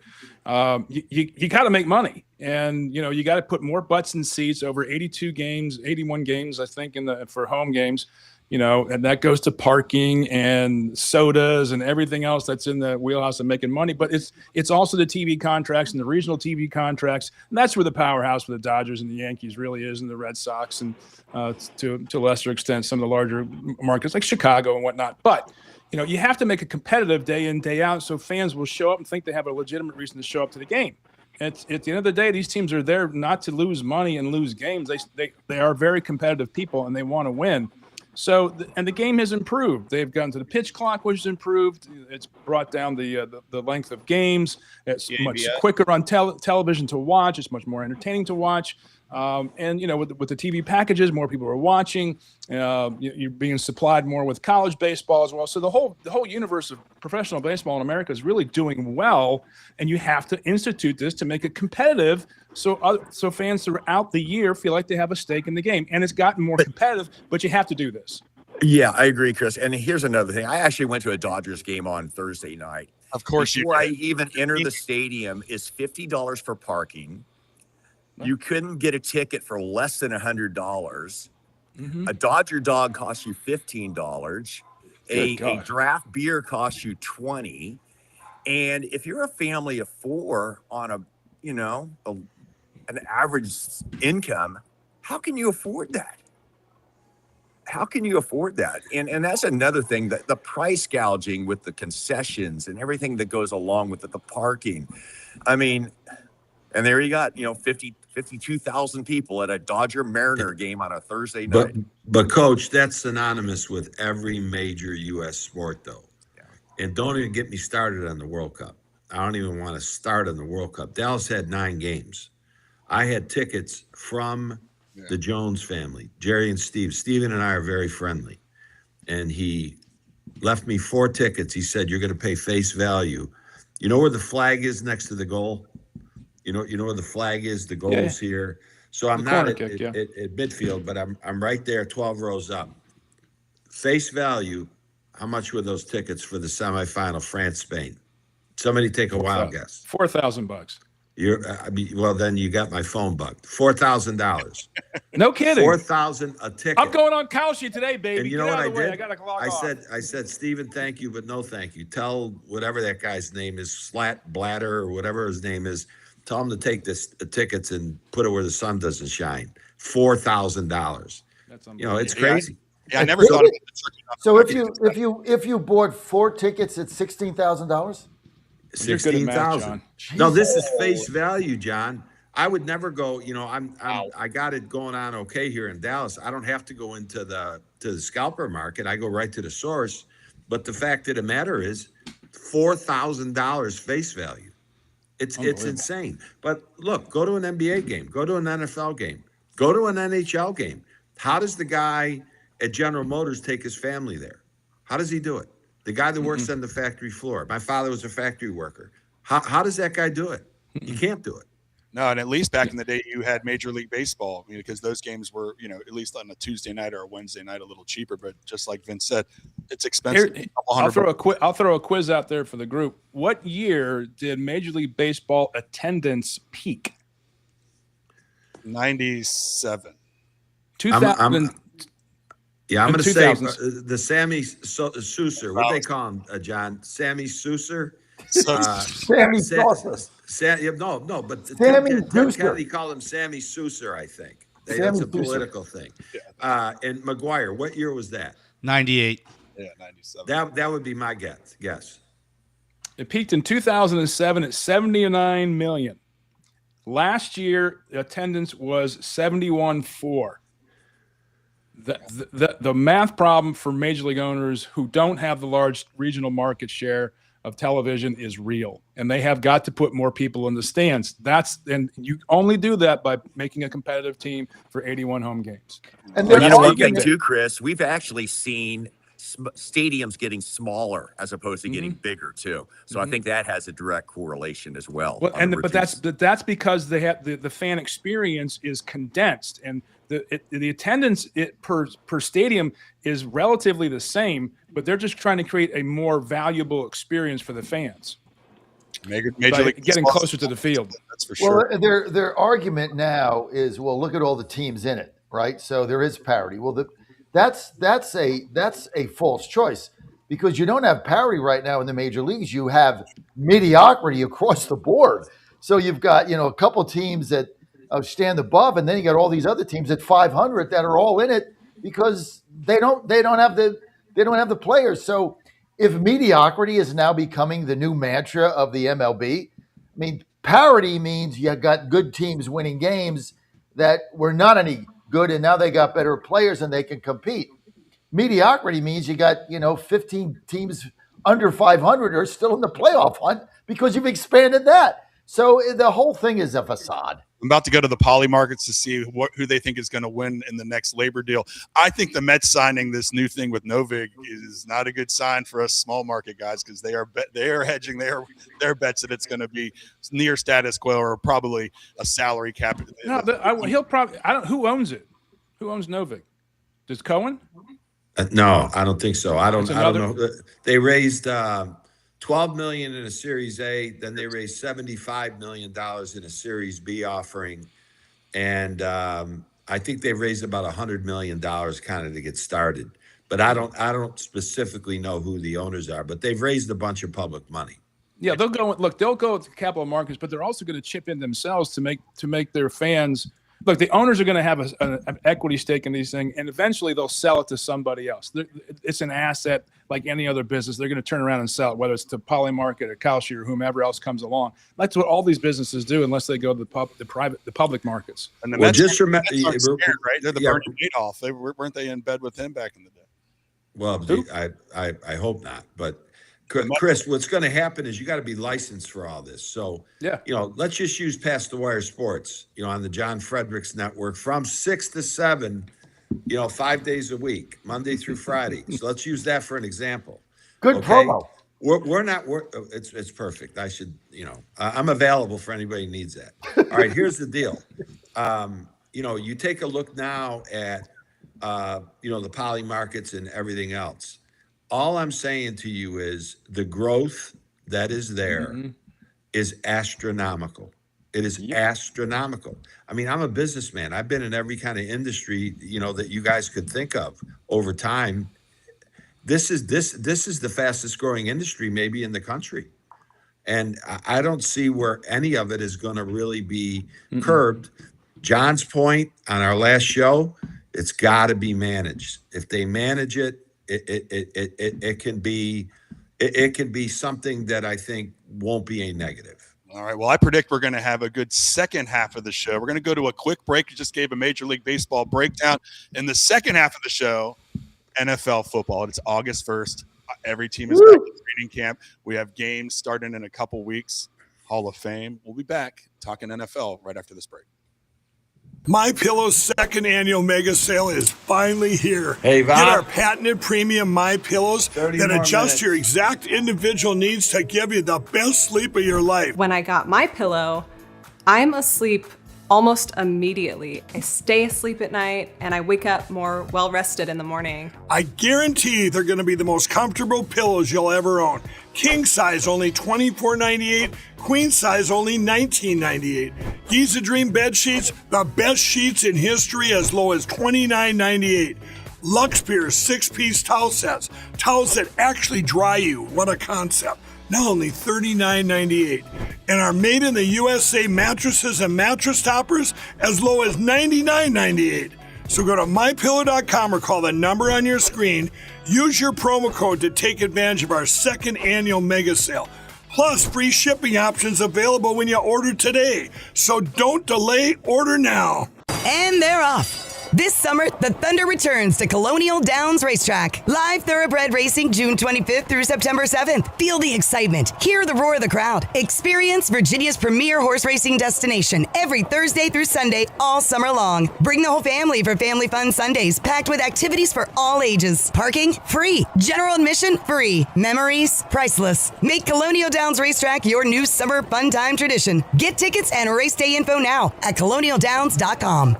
Pennsylvania's big casinos want it all. Your money, your games, your choice. They rake in millions, then lobby Harrisburg to shut down the small businesses that dare to compete. Bars, VFWs, local spots, crushed so the casino giants can get even richer. They want to rig the system against you, but Pesomatic is fighting back. Skill games, fair play, real competition. No monopolies, no backroom deals. Just your right to play and win. Call Harrisburg now. Stand with small business. Stand with Pesomatic. Pesomatic, leveling the playing field. Paid for by Pesomatic.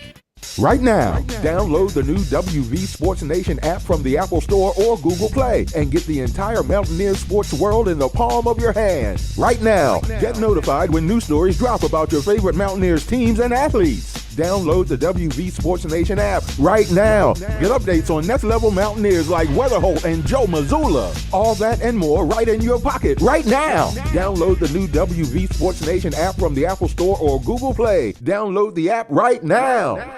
Godzilla Wins, where you get the best insight and best information on how to win the most money ever. Guess what? GodzillaWins.com. Let's talk more winners. Back to the show.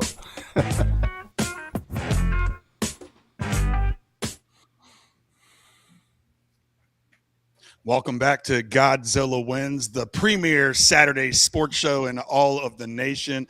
I have the pleasure of being your host today. I'm Mitch Rogers. I'm joined by a fantastic panel: Chris Saxman, John Fredericks, Dan Hobgood, Vince Mayoko, Frank Zaccanelli. Am I saying that right? Am I getting that right, Frank? Yeah, you got it. You got it. You see, because you're the only one that doesn't put it up there, so I have to go look at something else. You only have Frank. Well, I don't know. You know, my name's long, and you know it gets mispronounced a lot. But you did it perfectly. Thanks. It's an absolute pleasure getting to know you. And like I said, when I was researching your resume beforehand, it took me like an hour just to read it all. So, but that's also, very kind. You're adding it's half as long as John Fredericks, but no if I'm half as good as John Fredericks, then I'm okay. You know what? A lot of these resumes are long. Dan, Chris, and Coach Vince over here, and you're adding to your resume. 6 to 7 p.m. every weekday on the John Fredericks Network is going to be Past the Wire Sports. Past the Wire Sports. Is that going to be strictly horse? No. Past the Wire Sports is everything. Yeah, we got a news show. We've got a pick show. No, the horse racing show comes on right after this great show, Godzilla Wins, with my partner, John Stinton. And it's on from 11 to 12 every Saturday morning now on the John Fredericks Network. So if you like this show, tune in to John Stinton, and you'll make some money based on the picks that he'll provide for everybody. and then friend of the show. And then afterwards we have Jay Delsing's golf show. Friend of the show, used to be on here every Saturday with us. So I tell you what, this network during the week, obviously you have the politics, which is fantastic, and then on the weekend you just get a nice dash of sports. And it's been months, we can finally actually talk about the NFL without just trolling it or just bringing it up because there's a dead time in sports. We are back. Headlines galore everywhere. All these teams are going back to training camp. Obviously, Brendan's got the Pittsburgh Steelers hat on. You can talk about, Mike McCarthy, a new guard, a new era over there. But the biggest storyline is some of the holdouts or hold-ins at training camp right now. You have very, very fun ways and clever ways of having injuries pop up, like the day that training camp starts for a couple players out there. But then the biggest thing is Baker Mayfield, who is becoming like the most beloved. You just want to squeeze him sometimes. But he went from one of the most hated athletes to now you just kind of root for him. And Brendan, for some reason, Tampa is allowing him to go to his last year of his contract, not giving him an extension. They did offer him a contract extension, but it was 2 years. He didn't like that. And Brendan, in this starved quarterback league right now, I know that he might not be the perfect quarterback, but what else can they expect right now? And what do you think they're messing up everything with Baker? Yeah, I think they're just handling the Baker situation entirely right now. I mean, let's be honest. Baker Mayfield currently is the Tampa Bay Buccaneers. If they don't pay Baker and they let him walk after his contract's up, the Buccaneers are going to be irrelevant again like they were for years before the Tom Brady years. So to me, it's a no-brainer. I would make sure that Baker Mayfield is paid before anyone else on the roster. Baker gives you a chance to be competitive and be in the mix in the playoff race. Without Baker Mayfield, Tampa Bay goes back to being a 3, 4, 5-win team, best case scenario. Coach Vince, it feels like the Cleveland Browns somehow win the offseason. And because it's, Baker Mayfield obviously was, unceremoniously exited or jetted out of there for the Deshaun Watson worst contract of all time. Now you have Deshaun Watson back battling Shedeur Sanders in a quarterback controversy that no one cares about at all. But getting back to Baker, what a weird career he has had. But he has had some solid quarterback play the last few years, especially when healthy. Yeah, and you really look at it. I mean, go back to college. I mean, yeah, he had great success at Oklahoma, but he did not start off at Oklahoma. I believe he was at Texas Tech. That's right. He walked away from there as soon as Davis Webb got chosen over him. Said, "Screw you guys." So it's been kind of his DNA from a young age, right? I'm gonna prove everybody wrong, right? And boy, I tell name you, the backup. He's got a chip on his shoulder, and it's gonna pay off well for him. Who's the backup in Tampa Bay? This is the leverage in the game, isn't it? Who is the backup in Tampa Bay? We should know that. Sports show. Nobody know. Name one other Buccaneer player besides Baker Mayfield. You can't. Well, I could have, but Well, they good lost one. him, Mike Evans. Goodwin. Yeah. Jake Browning. Ibaka. And now their nose tackle, Vita Vea. He wants out. Well, I'll tell you from a gambling perspective, Baker Mayfield gives you your money's worth. I will tell you that. The guy never quits. Right. And, if you are on the Bucs and they're a road dog, he's going to give everything that he has. I love the guy because he does the most that he can do with the body that the Lord gave him and the athletic ability the Lord gave him, but he's not afraid of anything. I mean, he will, if he needs a first down, he'll tuck it and he'll try to run a linebacker over. The guy never quits.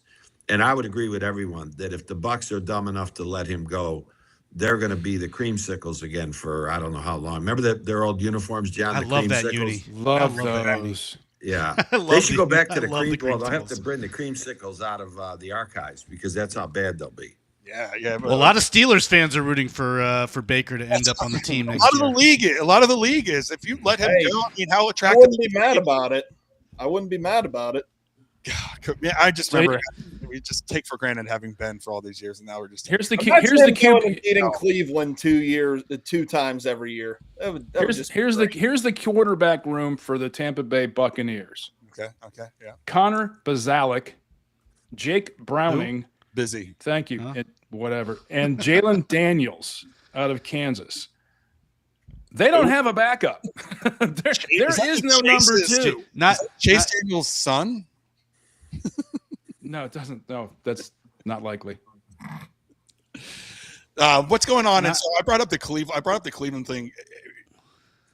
Is there any chance, John, that Deshaun Watson is now the starting quarterback over there over Shedeur Sanders? I mean, what a mess over in Cleveland. It's they build a great defense, can't figure out on offense. Now they've lost Myles Garrett, but that's one of the top storylines in camp right now. Shedeur versus Watson. Are you intrigued? I mean, what a sad state of affairs if you're a Browns fan. That's all I can say. I mean, you get up every day. You get up every day as a Browns fan. I mean, imagine getting up every day. It's like, okay, who's winning the quarterback battle today? The guy that really should be in prison, or the guy that got picked 92nd and his father got mad and got 2 touchdown passes? I mean, it just they're okay. As a Catholic, I would say that if you're a Catholic and you're a Browns fan, you definitely don't go to purgatory. You go right, like you go up there and St. Peter's like, whoa, dude, I got this long list. And you're like, well, I've been a Browns fan my whole life. And he's like, that counts as purgatory. Yeah. Yes, elevator right there, straight up, go. I had a feeling this was a purgatory analogy coming. Yeah. If you're a Catholic in Cleveland, you have no excuse to miss mass on Sundays now. Okay, you're going to mass. Oh my God, that's a good one. You're going to mass. You're staying for the brunch afterwards. That's a you're good staying one. for the coffee. You're taking the priest out for drinks afterwards. You should be in church. There's no reason to be in front of the television at 1:00 on Sundays. All right, let's talk about an aspect of that. So throw it out to the panel. Shedeur Sanders, good quarterback, okay quarterback, bad quarterback. Clown. No, I think he's better than you're letting on. The problem with Shedeur Sanders is no one's his problem is the last name. He's going to be dragged down by that for the rest of his life. But he has a lot of talent. Can the talent develop and against the NFL defensive coordinators? That's always the rub with NFL quarterbacks. The NFL catches up and they're going to find your weaknesses and exploit the living daylights out of them. So, and that's the problem with any quarterback. Can they do it? So it's still a question mark for me. Got great talent though. And here you have Deshaun Watson, who's I guess he's the back rub guy, right? I mean, he's had some issues off the field. He was more of a front rub guy. Yeah, something of a rub. Yeah, the hot tub guy, the back rub guy, a lot of rubbing whatever he going on. is. I'll tell you something right now. They paid him a whopping contract. Yeah. Now, does anyone know? Because I don't. Did some of that contract get voided based on his off the field activities, or did I don't think so. 100% guaranteed. Not a yeah. So the one thing the Pittsburgh Steelers have going for them is the fact that you guys play in not a great division. The division is okay. So, you got a chance now to, if you could win 9 or 10 games, that would be unbelievable. But you got to keep your quarterback upright. I think Shedeur, I'm going to disagree a little bit with John. I think that the problem is he's Deion Sanders' kid. I think that he made $4 or $5 million a year in college. This is what the NIL does. I mean, when pay cut. Elway and Marino and Manning and Brady, when they came out of college, they were, fairly broke, and they came into the league, and that was a big deal. Right. These kids now coming in, it's a pay cut. To the NFL, they're already making money. Mm-hmm. And so, everyone, talked about that he was a little arrogant, and he is, and all that stuff. But I think that they deserve to give him a chance. Absolutely. They've got a decent surrounding kid. They got a good running back. They got a good young running back. If Judkins can stay healthy, they get a couple of decent receivers. And I think the trade they made defensively, getting all those picks in a couple of years, I think it will show up positively for them. So I'd love to see Cleveland win, but I agree with the sentiment that they just have been perennial losers. I think they made a mistake getting rid of Stefanski. They're not going to do better than Stefanski. Probably so. And Shedeur Sanders, I think I'm kind of in the middle. He isn't an absolute NFL caliber quarterback. I just don't know if he's better than like top 30, right? So I think he's in more of a backup career. He doesn't have any intangible that really sticks out except for accuracy. And if you have that, you have to be Drew Brees your whole career to be great.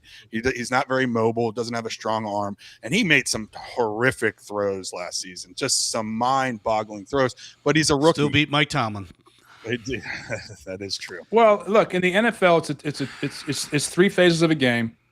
You got to stay on the field and off the field, right? And you got to be fresh in the fourth quarter. God knows the Steelers weren't, because they couldn't keep their offense on the field, or that was the problem there. So Cleveland had a really good draft, and I never say that about the Cleveland Browns. I love when they have draft picks, when they pick Johnny Manziel in the first round.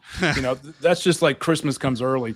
But you have to, the game is going to have to come to Shedeur Sanders, and he's got to understand, well, if he even gets there.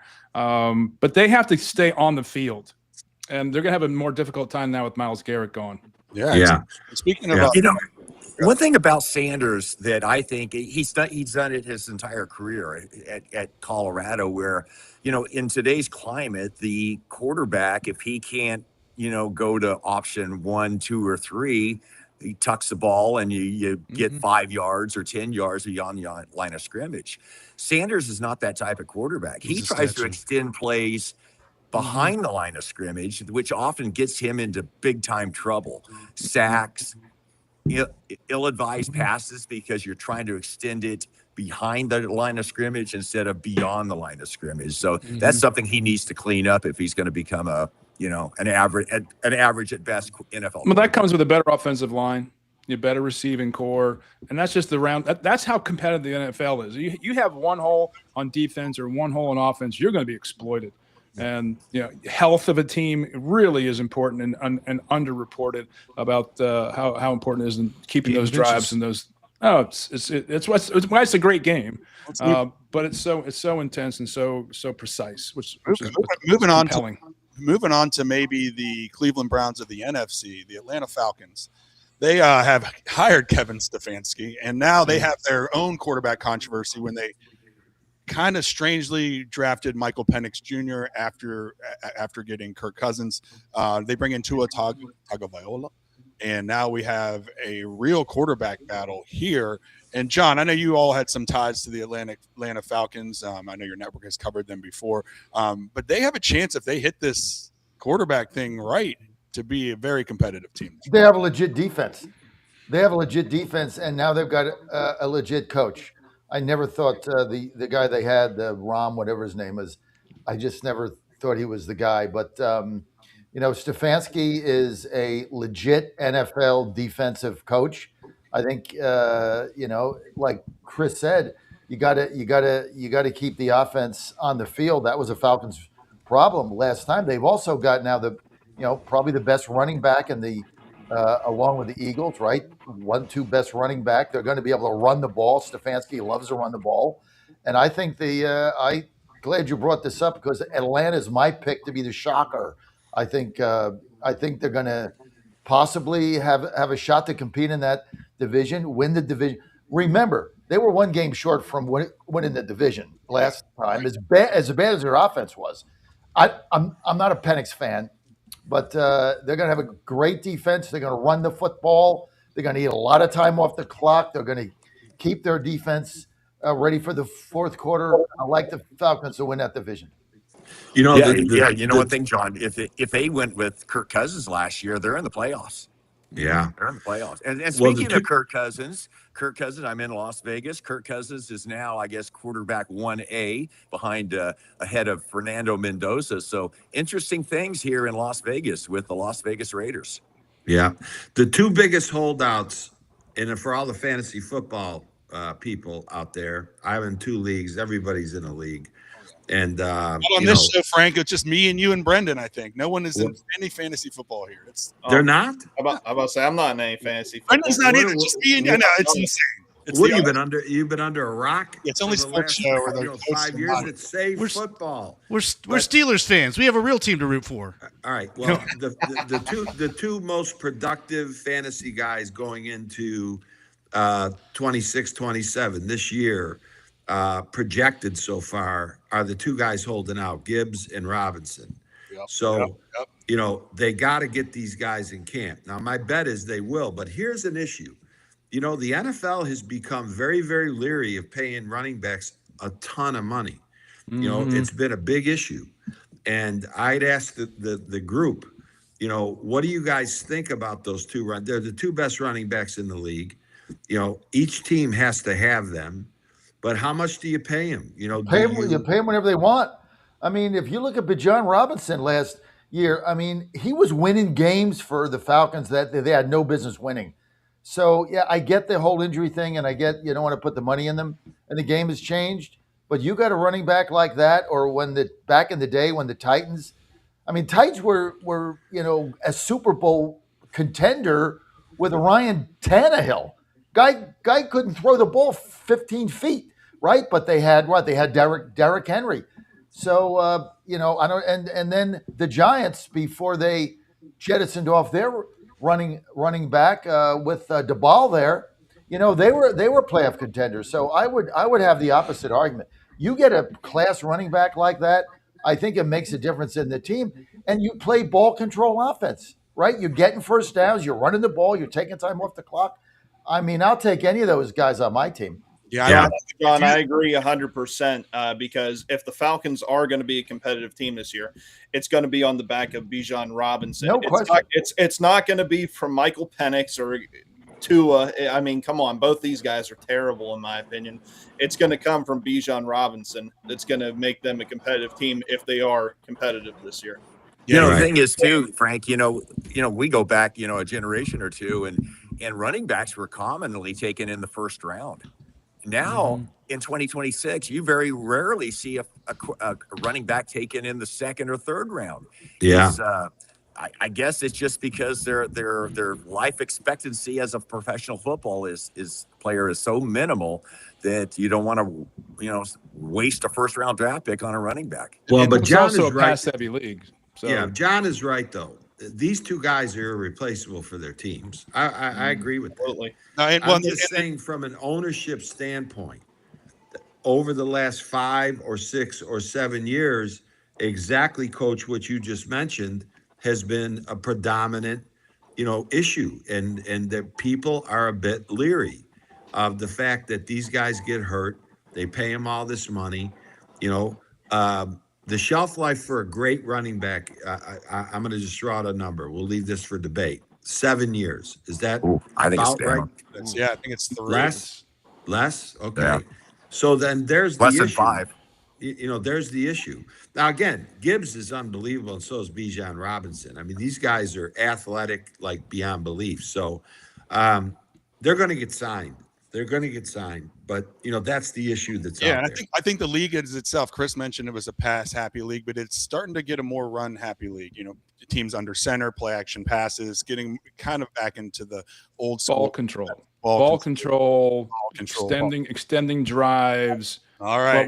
But when a running back has 250 carries in a season, that adds up. That does add up. You know what also adds up? Gambling picks. Once you start going down like all the Colonial Downs picks. I was trying for a segue there, John. It wasn't that good, but I had to move us on because we're running out of time. And when we're talking football, we can't do any gambling picks because there's no games yet. But we can do stuff. We can gamble on.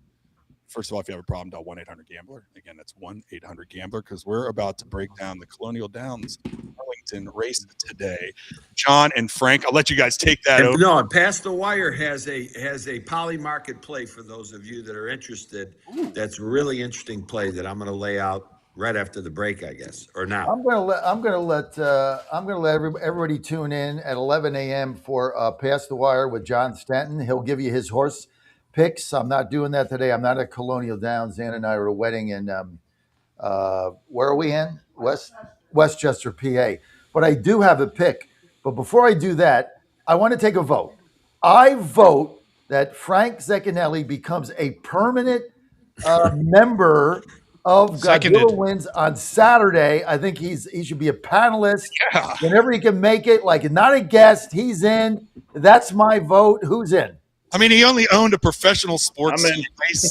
And most importantly, guys, you're in, most Frank. importantly, You're in, All right, Frank. I'll talk to the boss here. I'll talk to my wife. She'll be fine. I mean, he's only We'll be friends fine. with Jerry. Reminder that I complimented her painting there, Frank. Look, Yeah, Mitch, but no, she already told me during one of the breaks. No, let me tell you something. Women run everything. At least in Yes, my they life, do. they run everything. Ann is No, telling John no. what to say on this show. She's sitting next to him. She's telling him what to say. I heard her a couple of times. She's John, right over say there this. telling me what to do. This whole company, she runs the entire thing. Happy Ann, happy Dan. John works for Ann. John works if Ann's for happy, Ann. we're all happy, Dan. All right, let me. We don't want You're Ann to doing get- right there. yes. Hi, Ann. Telling me what to say. All right, let me get to this. This is interesting, and this will tell you how the poly markets and the Kalshis and everything works.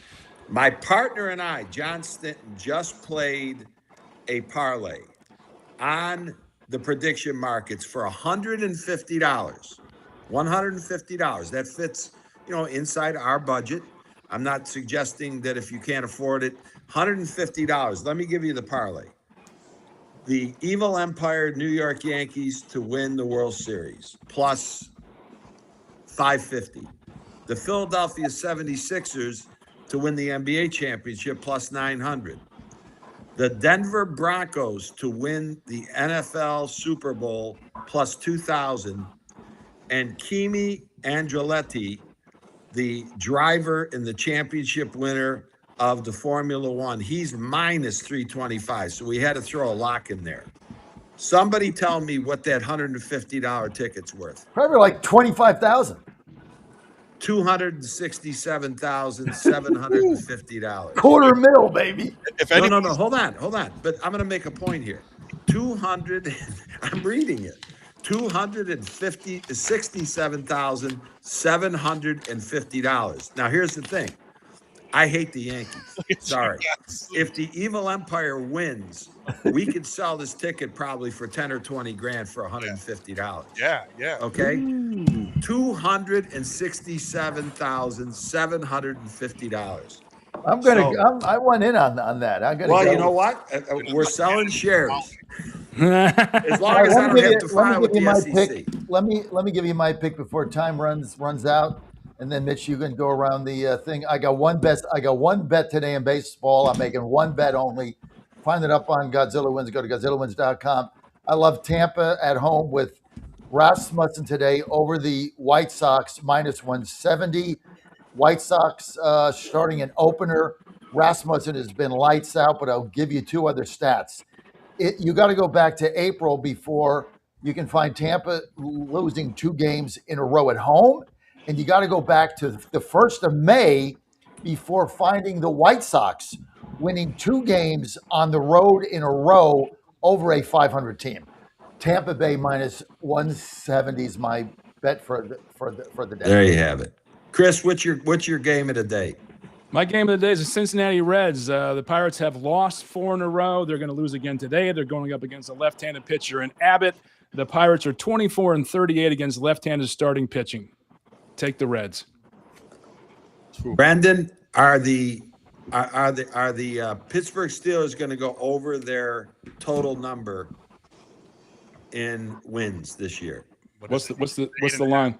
I want to say it's 7 and a half. Oh, over. Go over. Oh, yeah. So, Go over. Oh, over. Oh God! The reports out of Pittsburgh are that it's night and day different with McCarthy and his staff. And we're going to win a playoff game this year, guys. Let's go.